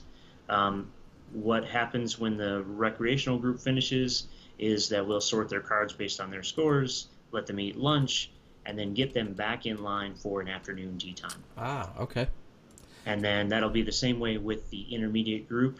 And once we get done with those, we'll do awards for both rec, or all 3, rec, intermediate, and the juniors, which I'm excited to say is going to be your daughter's first disc golf tournament. You got it. Sanctioned event? Yes. That's cool. My daughter, PDJ number 40738, exactly 30,000 after mine. Allison Miller, Allison Rebecca Miller, so her initials are ARM. She is competing in her first ever event, and she both her and of course my other daughter see me leave for weekends or sometimes weeks at a time to travel for disc golf, and now Allison will come with me. At first she seemed a little hesitant or a little nervous about the idea of traveling and being gone for a few days and all of that stuff, but she is genuinely excited. We finally got out and got her playing a little bit more just in the last few weeks. Last night she had her first ever 100 putts drill where if I had to guess, it was maybe 8-ish feet or so. And we put a mini down, and she started putting and putting and putting. And sure enough, after she made 10 in a row, I said, let's get to 20 and 30. And I really honestly thought she'd miss one eventually. She got all the way to 100, and at that point we just stopped. But she had made 100 in a row, and it was pretty exciting. And then it just brought me back, and of course she, maybe rolls her eyes internally. But I told her, like, when I started 20-some years ago, like, I would do just that for hours and hours and hours at night. And so we'll see. Of course, hopefully I don't push her too hard at any given point, but she's really excited about it, and we'll see how it goes this weekend. So now she has 2 other competitors, is that right? I don't even know all of the divisions these days because I know they've kind of shifted in the last few years. She's in Junior 3, Junior 4, Junior 9. Do you know? I have her. Oh, I can look as well. So she is 8 right now and does not turn 9 until October. She is playing FJ4. FJ4. So Junior Girls 4. And it looks like Haley Brannon and Amelia Johnson. Yep. Give me the scoop on them. What do I need to... Well, I know this much. Haley has really good form. I've watched her at the Women's Global last year. She's, for as tiny as she is, I'd put her up against Paul. Oh, wow. Ulibarri. Her form is perfect. Well, I'll let you pick. Wow. Okay. Awesome. Well, good. And she's local to right around your area. Is that correct? She is actually. Arvada. Okay. And Amelia is a daughter of one of our active members of the community here in Denver, and his wife is also playing, and his son is caddying for his daughter, and so it's a whole family affair. Awesome. Very cool. Super excited about that. And so, as you said, they're just going to play the 1 round on Saturday morning, which I'm sure through some trial and error, you guys have learned or tried to get to that sweet spot of just how much golf every division really needs. Yep, it is trial and a lot of error. So last year we pushed a little hard and invited them to play a second round, to which most of those little girls said, no thanks. Yeah. Yeah. Okay. Yeah. Very cool. And then there will be, according to the tee signs that I quickly breezed through today, I saw that there was some different tees depending on the divisions, correct? Right. We do have some short tees for the rec and juniors, but for the most part, everybody's playing the same tees. Friday, they're playing some long pin positions for the advanced in the A pool. So they're Friday and Sunday, they're playing some longer pins. Okay. And then, but everybody's playing the same course except for some shorter tee pads. We'll see you, Steve-O. So they're playing some longer pin placements on hole 1 and 14. Okay. So now on looking at your registration right now, it shows that there's 134 players. How does that stack up against previous years in terms of overall count? And are you at capacity? Our full capacity would be 144. Okay. But last year we were just shy of 120. So coming up just a bit. We've had a few withdrawals recently, and it's all good. Okay. So very successful. And now this is every other year, and you guys consciously do that on opposing years of the Women's Global event. Is that correct? Right. We didn't want to take away from what Val and Disc Golf for Women was doing with the growing the sport. Adding more women to the events and things of that nature, and so. Since their goal is complementary to ours, we decided to not take away from their event and leapfrog the years so that we could encourage players to come out every year to something special. Now, what would you say has been where do you guys get the support, and how does it come about that you guys can put on such a monumental event? I will say Dynamic Disc is our title sponsor, and they have been supporting this event since our second year. They've been great to work with. They've been behind us 100%. Anything we need, they take care of it. They make up shirts. Like I'm actually wearing last year's caddy shirt. If you can see that, does it look right? Yep. It looks like 2 years ago. Well, the last I'm event. sorry. Yeah, because we do it every other year. Yep. I keep saying last year, but no, I know what you're saying. Yeah. So they help us get shirts for our caddies and get baskets out on the courses. And this year we have some beautiful, beautiful blue powder-coated veterans that are in the ground, which is, again, you mentioned that earlier, but I'm still just in heaven over the fact that there's sleeves in the ground. And tomorrow morning at 4 a.m., I can be sleeping as opposed to dragging baskets out onto the course. So it's a nice thing. It is. Now, tonight, was there a clinic or something that took place that I missed out on, unfortunately? No, the clinic is actually tomorrow afternoon. Okay. Paige Pierce and Paige Bierkes, both of Dynamic Discs, will be putting on a clinic that is free for all, actually free for anybody to come and watch and learn something. And yeah, so that'll be running in the afternoon, 3:30 to 4:30. All right. And looking at your women's field, I know there were a few of our bigger names that were there 2 years ago. I don't see Sarah Holcomb. I don't see Katrina Allen in particular, but still, obviously, a competitive field. We've got Paige Pierce, and then Val Jenkins at 9:52, Lisa Fakis at 9:32, Hannah Leatherman coming off a win at 9:31, and then, as you just mentioned, Paige Bjerkes at 9:29. So, very, very competitive field there. It seems like Paige may have a leg up, but as we know, anything can happen in that division. Yep, and we have tried to stretch out some of the course a little so that maybe someone with a big arm like Paige's will actually have to put it to use.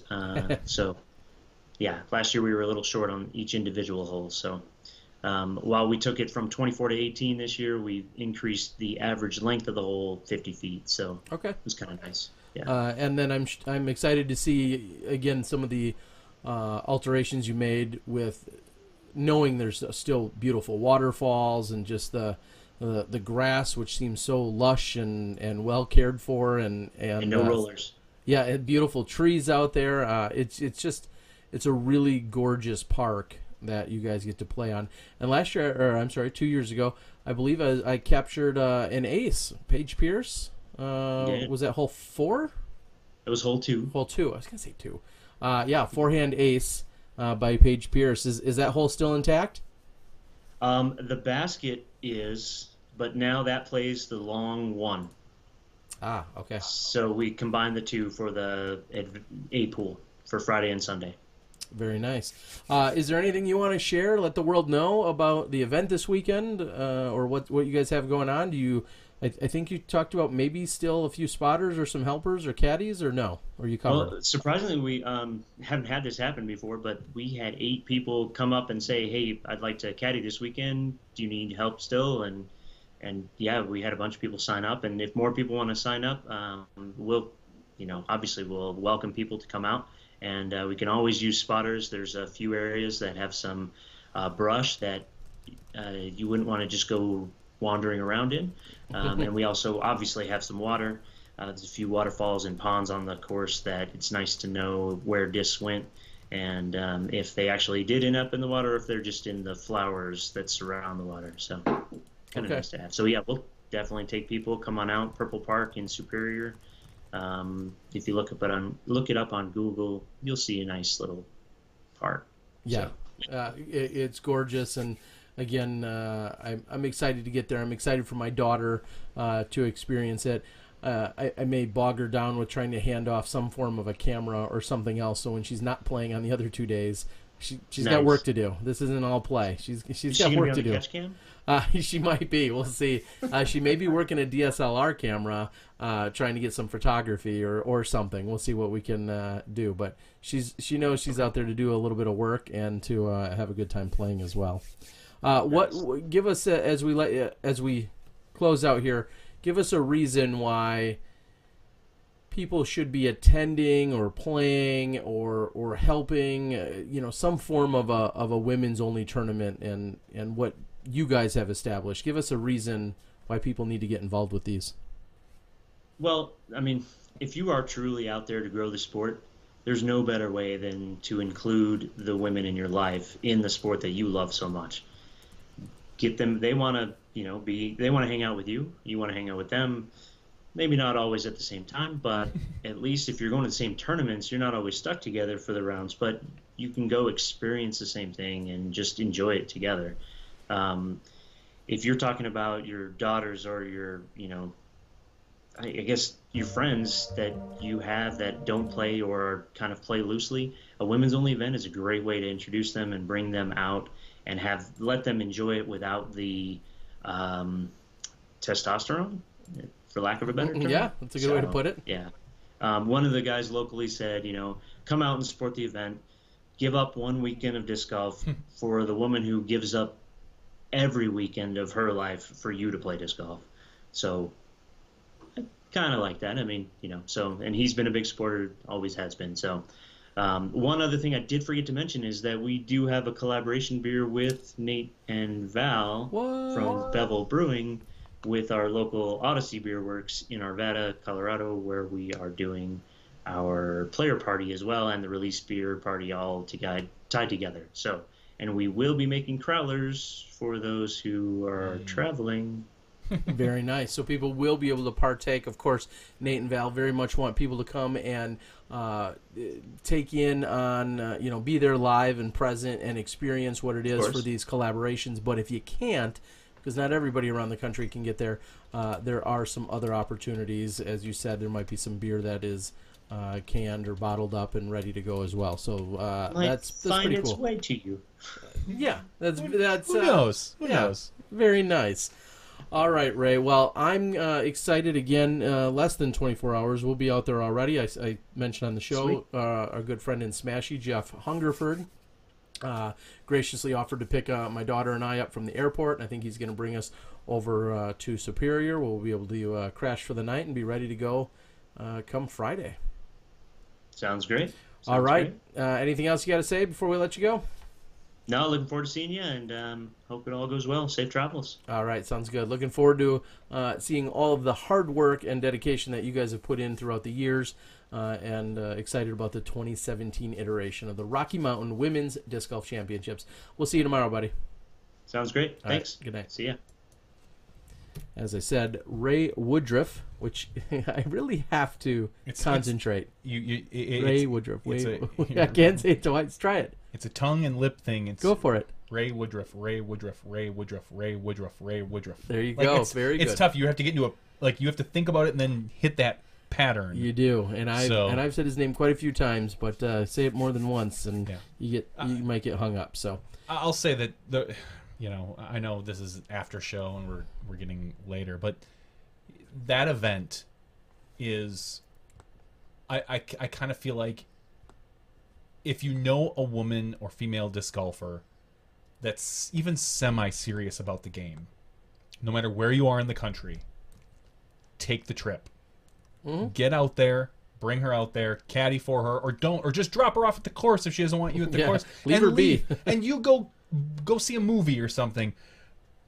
I think we're going to look back in 15, 20 years and see that this particular event, along with a few other key events, was really a big building block, a pillar of what the future of FPO disc golf is. And not just FPO, but all female disc golf. But particularly, you're going to look back and see a lot of people in the FPO division get their start or really get a good kickstart from this event. And I hope that you get the chance, because the way I look at it, if my wife or my daughter or someone were ever interested, I'd have no problem bringing them out there, because you can always wrap it into a nice trip. Yeah. Have them play a day or 2 days and spend a day or 2 days doing other things, or nights doing something. So really just go to these events. And thanks to Dynamic Disc for supporting them. Exactly. And we've said it before, there's a number. They're now highlighted on the PDGA with their own separate color.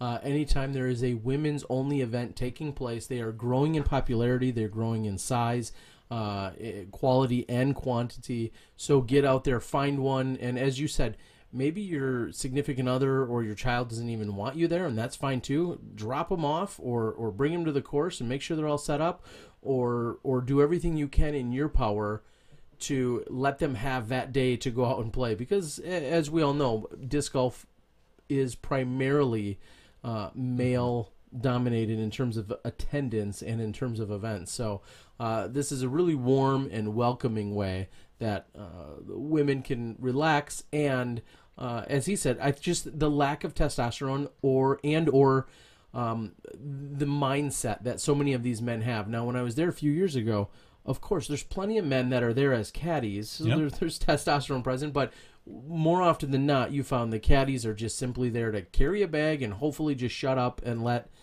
the women do their thing and let the participation and the participants have their own fun and make it all about them and having a good day playing some disc golf, as competitive or as casual as they want. It's refreshing to see, and it's very cool to be a part of. So I'm looking forward to it. If I recall, I was thinking the other night you were talking about podcasts. I think it was also 2 years ago. My good buddy Bobby Brown, he was doing some kind of podcast, and we actually had an impromptu podcast where him and I sat down in the hotel room and kind of rattled off some stuff for a while, and I was a special guest. I don't think I'm going to see Bobby this weekend, which disappoints me, but I'm sure some of the rest of the crew will be out there. He's busy doing OGO things. Oh, he's just a world traveler Nissan out in San Diego and living large, being a stud. Yeah. I wish I could get paid. I wish I could get paid to be a stud, but I think I'd have to first start by being a stud. Yeah, there's an order. So, got to be like Bobby. All right, I don't have too much more. I'm pretty good here. I was just thinking if there's anything else. I went to a movie. I saw Baby Driver. Yeah, you did. And you said you enjoyed it. It was really good. I'm not. I don't even think I'm familiar with it, let alone. I'm not a Fast and the Furious kind of guy. This is more like I would say. Do you remember the Italian Job? With I think it had Mark Wahlberg. Vaguely. Yeah, I'd never watched it from start to finish. I enjoyed it. I mean, I'm not the big like fast car kind of Fast and Furious guy, but just this was a lot of good music put with a couple fast cars and like. Lots of big names. Some bank heist type stuff. It was really good. I enjoyed it. Were these people just sprinkled in, or no. with cameos? These were no, So like, I would say I see Jamie Foxx, Jamie Foxx was prevalent in the last half of the movie. Kevin Spacey. Kevin Spacey was he was the least of the people that are in the movie. He's probably in it for if the movie's an hour and 50 minutes. He's maybe in it for 40 minutes, 35 minutes, sprinkled in a little bit. But everybody else is in it pretty primarily. It's really good. I enjoyed it quite a bit. Wow. So That's quite a review from you. I know. Color me a little shocked. Because normally my movie-going experience revolves around Marvel movies. Like or Star Trek or Star Wars or sci-fi type stuff. This was just something. Edgar Wright is the director. He is known for things such as Shaun of the Dead, World's End, and things like that. I like Edgar Wright. And my wife and we were up north this weekend, free babysitters with the in-laws. So I talked her into. I said, let's go to see this movie. She knew nothing about the movie. Never even heard of it. And I said, just let's go. I think it's something you'll enjoy. And sure enough, she did. So the only question that really matters is, would I enjoy it? I would think on a scale of 1 to 10, I bet you give it a good solid 7.5. Okay. I mean, it's maybe even an 8. I give it an 8 to a 9. I didn't have many flaws with the movie at all. So. Okay, interesting. Can you explain why Matthew Urban comes up with a disc golf question? Says, yeah, and Hot Fuzz was another one. Edgar Wright is pretty awesome. Can you explain why more companies don't make Blizzard-style weighted plastics? I'm going to go on a couple limbs. One, really light plastics are difficult to make. I think there's a lot more inconsistencies with them, and I think they're a little bit more difficult for the consistency's sake. You saw that even with Innova's Blizzard plastic. You would get a Blizzard Wraith or a Blizzard Destroyer, and they would two different ones within a couple grams of each other, and they would fly completely different. You literally had to look for specific ones. Then people are always talking about like the bubble rimmed ones versus the bubble flight plate. Really light plastic is always a little difficult in consistency. Plus, I don't think there's that big of a market for it. It would even our FPO players usually throw anywhere from upper 150s to mid to upper 160s. Some of them even throw max weight plastic, no, depending on the disc. But there's not a big market for true Blizzard. We'll call it Blizzard or Air. The 130, the 140 plastic. And one thing that I'll add to that is, I know for many, many years, Discraft, for instance, and again, Johnny V and I are a little bit older than a lot of you in the game anyway. For many years, it was pretty much Innova and Discraft were the two manufacturers in our sport. Would you say it was like the equivalent of like, well, at least maybe during our childhood, like there was Nike and Reebok, and that was almost it. But even there was still a dozen other legitimate Adidas possibilities. Back 25 years ago when Johnny B and I were, there was pretty much literally two disc manufacturers. There was Innova and Discraft.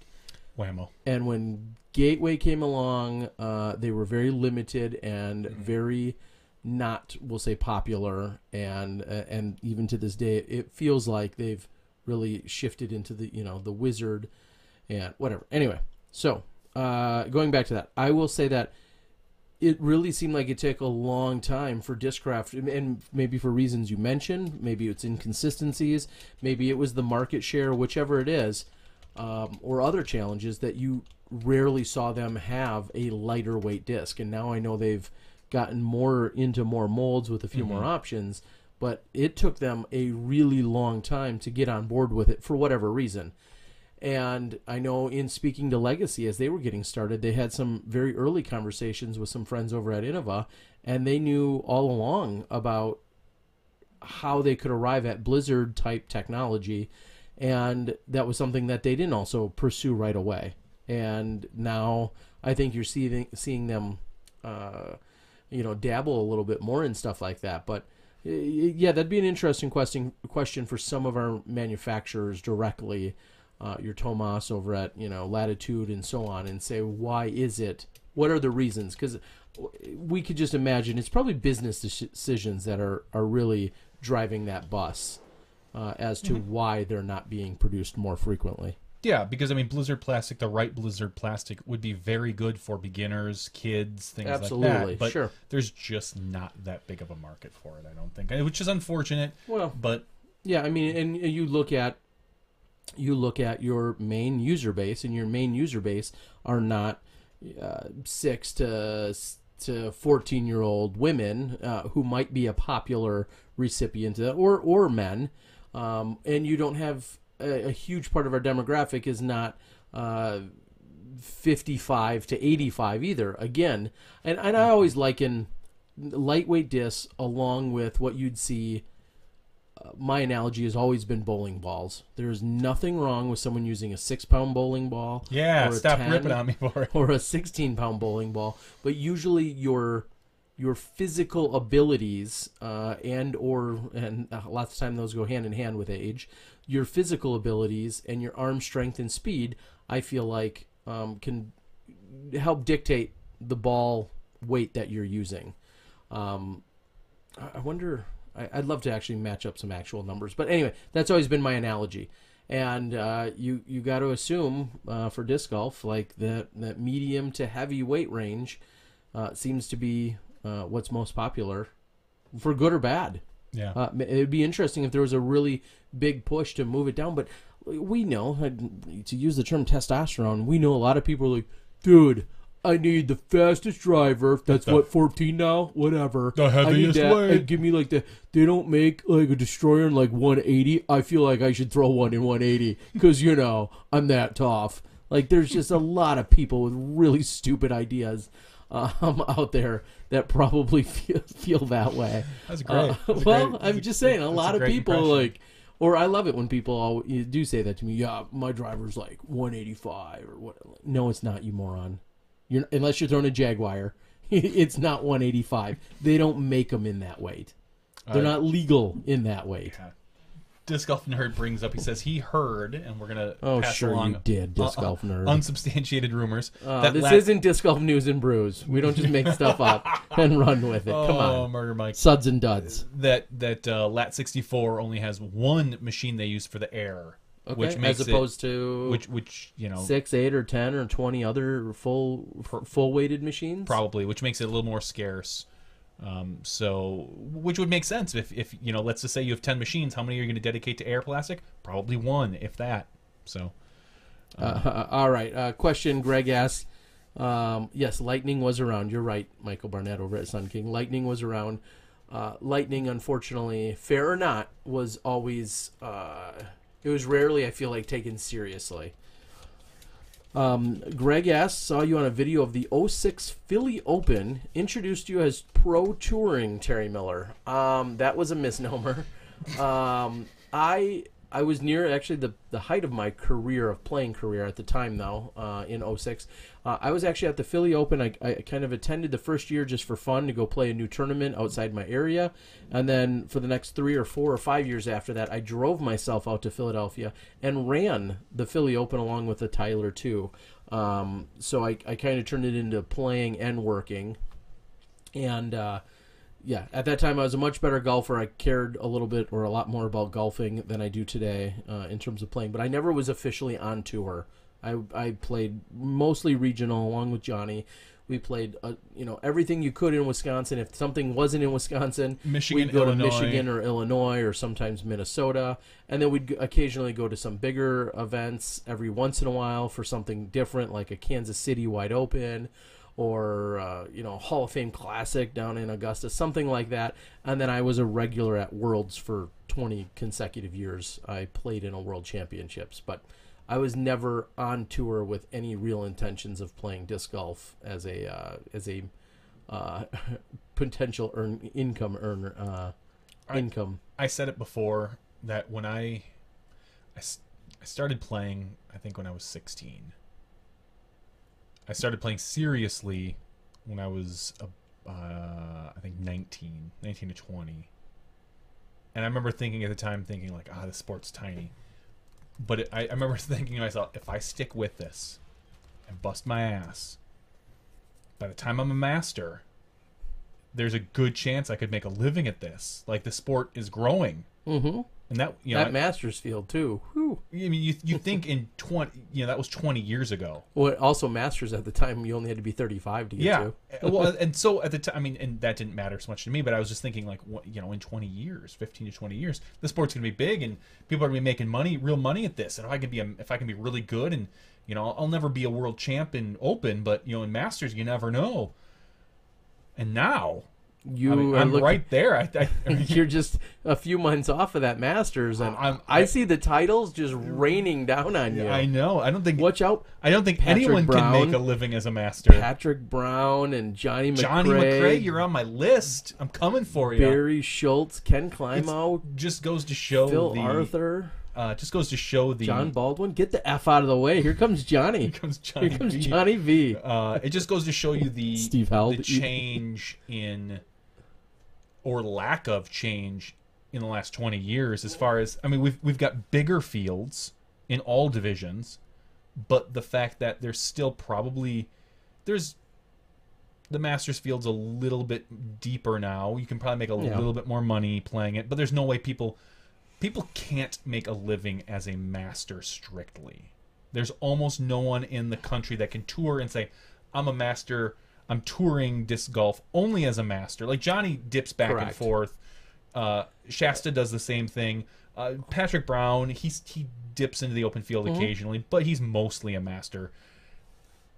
Like that, you go back 20 years and tell me that, and I say, oh, okay, well, maybe I do something different. But that's the type of passion I had at the time. Yeah. And obviously, as you grow and things change and you realize that I think, of course, he's one of the few exceptions that if a Johnny McRae wanted to go and exclusively participate in the biggest payout and in the best attended Masters events, he could scrape by exclusively in the Masters field in terms of a living. Sure. Without dipping into the open field. Obviously, he wants to because he can win open on any given weekend, as he's proven. But yeah, he's probably the one exception right now. It doesn't seem like Climo's quite healthy enough. Barry could potentially do that too if he played every single Masters event and sought out the biggest, which isn't in his objective these days. But if he did, I think him, Patrick Brown, and McRae, those three, if they exclusively found only the biggest and best Masters events and only attended those, they could, put up some numbers that would resemble a living. They'd have to spend a ton to do it, but those are your three, and of course, those are arguably your three best Masters in the game right now. So, Yeah, but they all dip into Open because there's weekends where they can go take, let's just say they take 4th place in Open and win $1,500, or they could go win Masters and win $1,200. Yeah, and they had even a better chance to win more. So that's why you see some of that. Cool one says Scott Stokely is a master who's making a living. Not much of one. No, he's not. But yeah, no, he's not. He's not at all. He's actually got a full-time job now. I'd love to know the last event he played in. Yeah, it's been a while. So he's got a full-time job. I saw he was just at some sort of Comic-Con type festival. He kind of, as I think, I hate to say it, but he attempted his resurgence. He and Terry and I talked about this off camera, and obviously there are some things we don't bring up because we don't want to necessarily always, put a dark cloud over somebody. But I kind of thought Scott was back on the scene and that he might fizzle and fade depending on how the reception was. And you saw he had a big... I think he could come back in a year and be a 1,000 rated player again. Sure. It's just in his nature. The problem is I think he gets on these kicks, and that's just how he goes. He gets... Well, I think it hit him square in the face that... He can't just step into the field. Well, and I think it hit him square in the face that the reality is, even after his break and he's come back, and even after experiencing some legitimate success, he still cannot make truly a living, or at least a comfortable living, playing exclusively disc golf. Even if he did get back to 10-10 or 10-20, or whatever he got himself back up to, he still was finding, all right, even if I perform well every single weekend, I'm still not making a comfortable living. And sure enough, PDGA number 3140, he's not even current for this 2017 season. I'll say is too bad because he had a really good opportunity to take advantage of some things that other people weren't. He had his blue power thing that he really could have pushed harder. He had his whole disc line that, had he maybe taking a different route rather than the names he chose, could have been a better avenue for him. I think he was given some chances coming back into the scene that others weren't. And that, like, hey, I'm coming back. I was awesome back in the day. I was crusher. I'm coming back. I've got a really fun personality. And then he had his relationship that kind of didn't went south, and then there was some social media drama with that, and it just really, it kind of fizzled and faded. It's unfortunate because I think he could have really gone a little further, or a lot further, with some of the potential that he had. And maybe he picks it back up in a year or 5 years. I don't know. I wouldn't count on it. But I wouldn't count it out either. But I wouldn't count it out either. I think it's a flip of a coin. We may or may not see him resurge yet again. He's got the tattoos, on his knuckles, all over. Well, and on his, he got one on his forearm that says, I think, "Fly Life" or "Fly High." So he's committed in those senses. But right now he's doing, I'll say, the most adult-like thing, and working a 9 to 5 and earning a probably, hopefully, a legitimate paycheck. So yeah, I guess I'll disagree with you when Cool One says he's making a living, because he's not doing it in disc golf. No.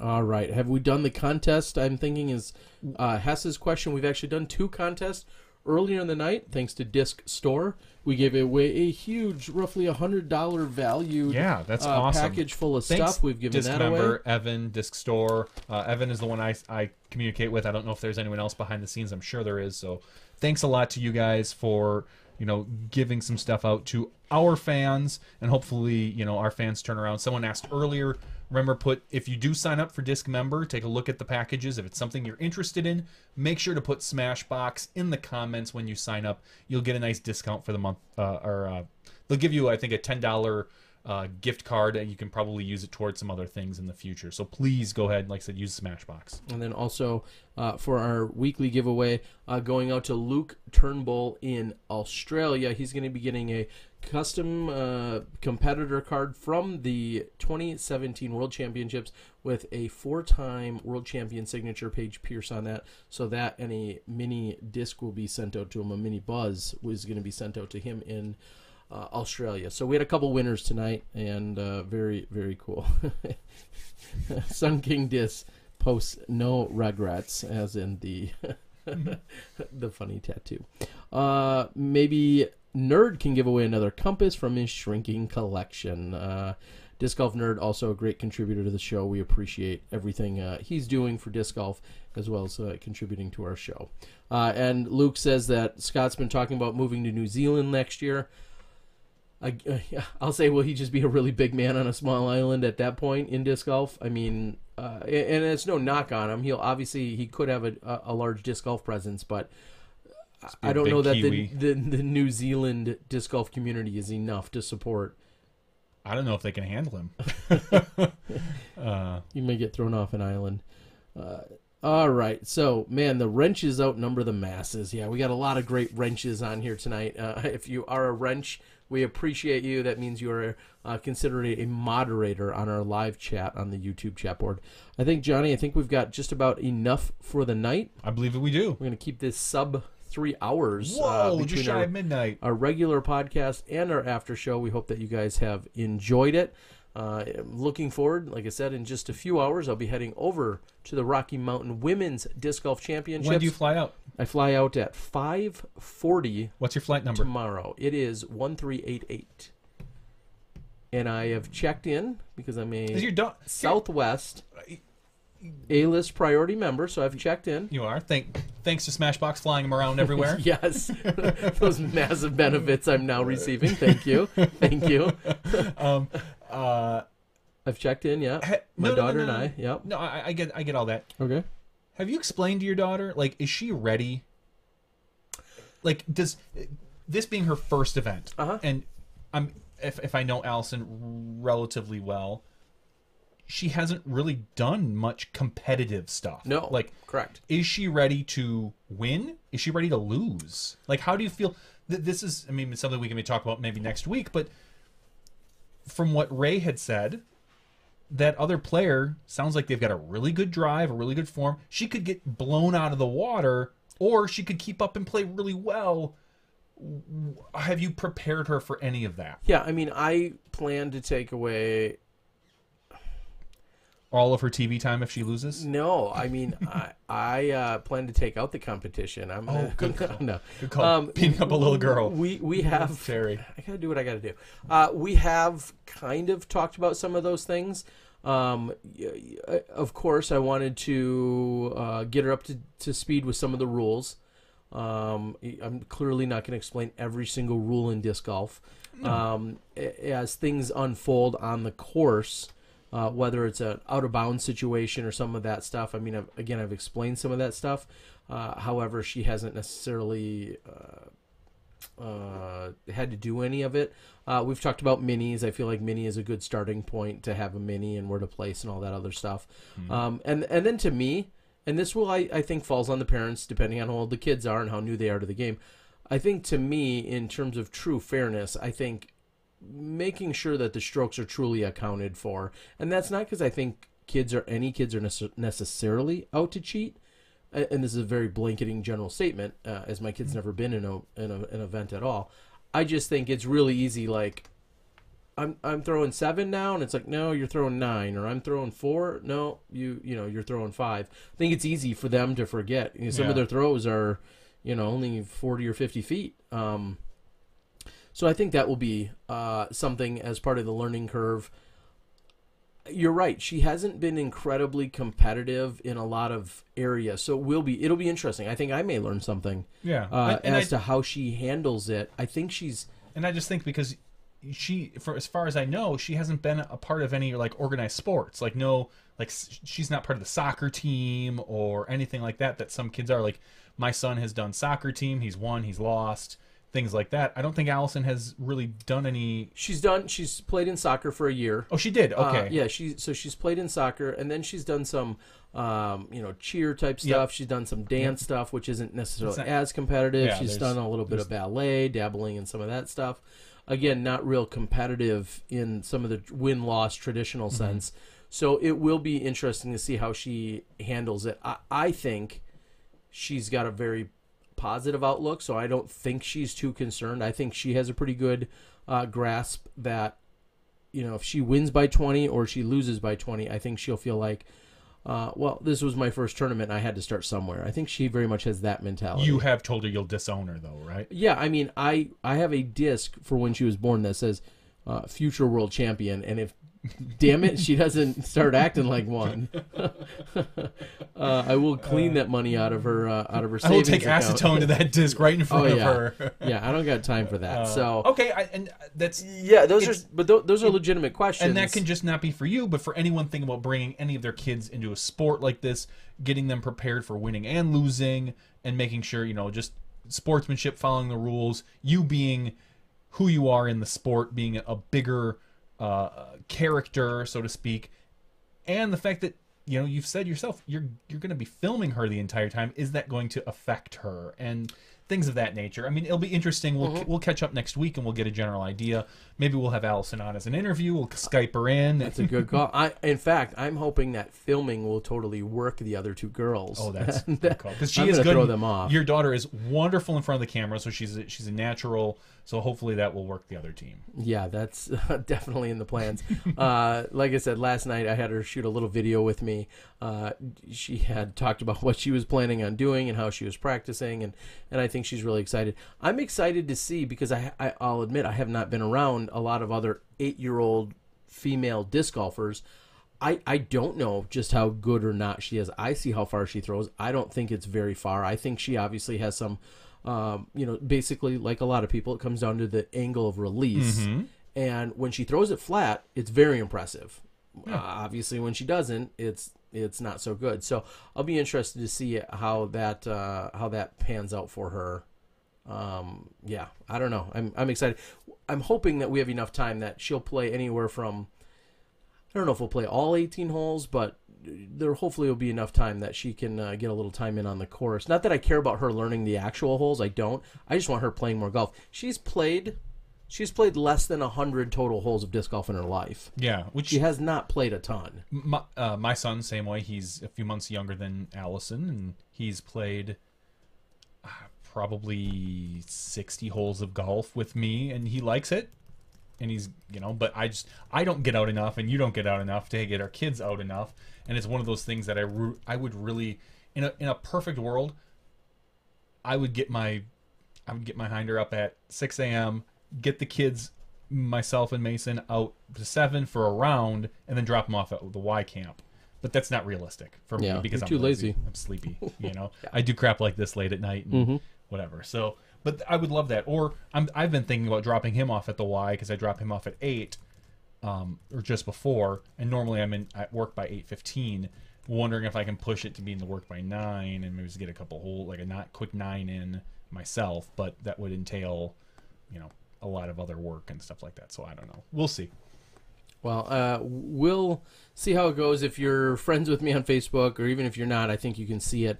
I posted a really quick video of her this morning that I shot yesterday, of an interview with her and my other daughter, who always has something to say, and then a quick little time lapse of some of her putting when she was doing her putting, where she made 100 putts in a row, which was really cool because she didn't even restart that. It's not like she got to 6 and then I said okay, and she missed and she had to restart it. She picked that spot and she literally made 100. How far was it?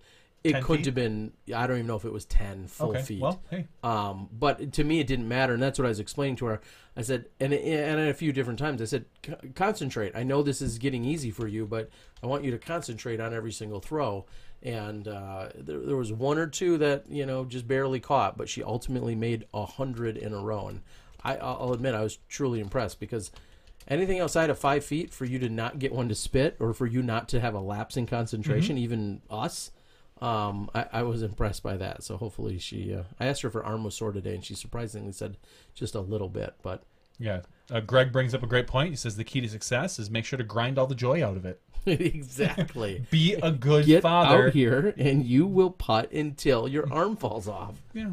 And until you can't, you can't pick up the fork for dinner, you're going to putt. Exactly. That's how to do it. Hey kids, you know who uses 140? Losers. Here's a 170 disc. Use it. Exactly. That's a great call. I think you should be one of those dads. Yeah. I'll be interested to see if the other girls are doing X steps and like forehands versus backhand. I'm predominantly backhand. I have not even really spoken to her at all about a forehand, and I'm sure at some point we will, but we haven't thus far. So there's a lot of my son's a pretty good forehander. Like learned it from you. No, I'm a horrible forehand. We have one of those knit crocheted type discs that we play with in the yard because we can throw it in the house and whatever, but he likes to throw it forehand and he's really getting pretty accurate with it. I watched him play with some friends in the backyard and they were just playing some stupid game where they were picked up a dog frisbee and throwing it, and I had to yell at him. I said, dude, slow it down for your friends because they're not, he has never been taught how to throw a frisbee. He's been taught how to throw a golf disc. And so when he throws, he winds up. And so his friends are having to take, and they were maybe 30 or 50 feet away, 40 feet away, I'd say. We'll split the difference. And they have to, like, guard themselves because he's whipping it at them. And I said, whoa, dude, you can't, like, you're not trying to throw it as far as we do. Just throw it to your friends. So I thought that I got a kick out of that the other day. Well, it will be interesting. I'm excited to document it. Win, lose, or draw. No matter what, bro, she's taking top 3. Like, we got that going. That's right, top 3. Podium spot. It's all we're going for. But I am excited, and even if these girls have home course advantage, and she's traveling out of her state, playing in elevation, I won't let her have any of those excuses. No excuses. I'll just line them up. Best for Alice her. in Chains album. Yes. Pocket disc is what you were thinking of. Pocket disc. Thank you. Nailed it. Do you tell your daughter don't throw it like Hokum? No. What's the payout? I doubt there. I would assume there shouldn't be any trophy. There may or may not be a trophy. There, maybe. I'll just say there. I would say they may be super generous and crazy and give them something, but I don't expect them to get anything. I would think. 3 Snickers. That'd be great. Yeah. Give me that. 2 for you and 1 for her. Go win some more stuff, kid. Go win me Snickers. I would think they're going to get a disc and maybe a trophy. Whatever it is. I'm sure Ray's got him covered. My daughter is already learning how to sell discs, not. Well, she's good at selling cookies. I buy Girl Scout cookies from her every year. So a granola bar. That's exactly what should be good. All right. We're gonna wrap it up. We do appreciate you guys for tuning in and joining us tonight. Lots of random stuff. Looking forward to seeing Ray Woodruff and the rest of the crew out at Purple Park for this weekend's Rocky Mountain Women's Disc Golf Championships, along with all of our top pros. Maybe a little beverage or two by the Collaboration Brew done with our friends over at Bevel Beer. Excited to see them as well. So for our guest tonight, which just was Ray, I believe. Ray in the after show. This weekend, I want you to catch up with Paige Pierce. At least get a recorded interview. If we can't get one, we'd love to have her on next week. We'll get her. We'll get she Paige can't run Pierce. from us forever. No, she can't. All right, so for Johnny V and myself, Terry Miller, the Disc Golf Guy, we'll be back at our regular night and time next Tuesday night, 9 p.m. Central, of course, for your Smashbox podcast. We'll see you then. Sign up for Patreon, win some free stuff. We'll see you then when you step inside the Smashbox.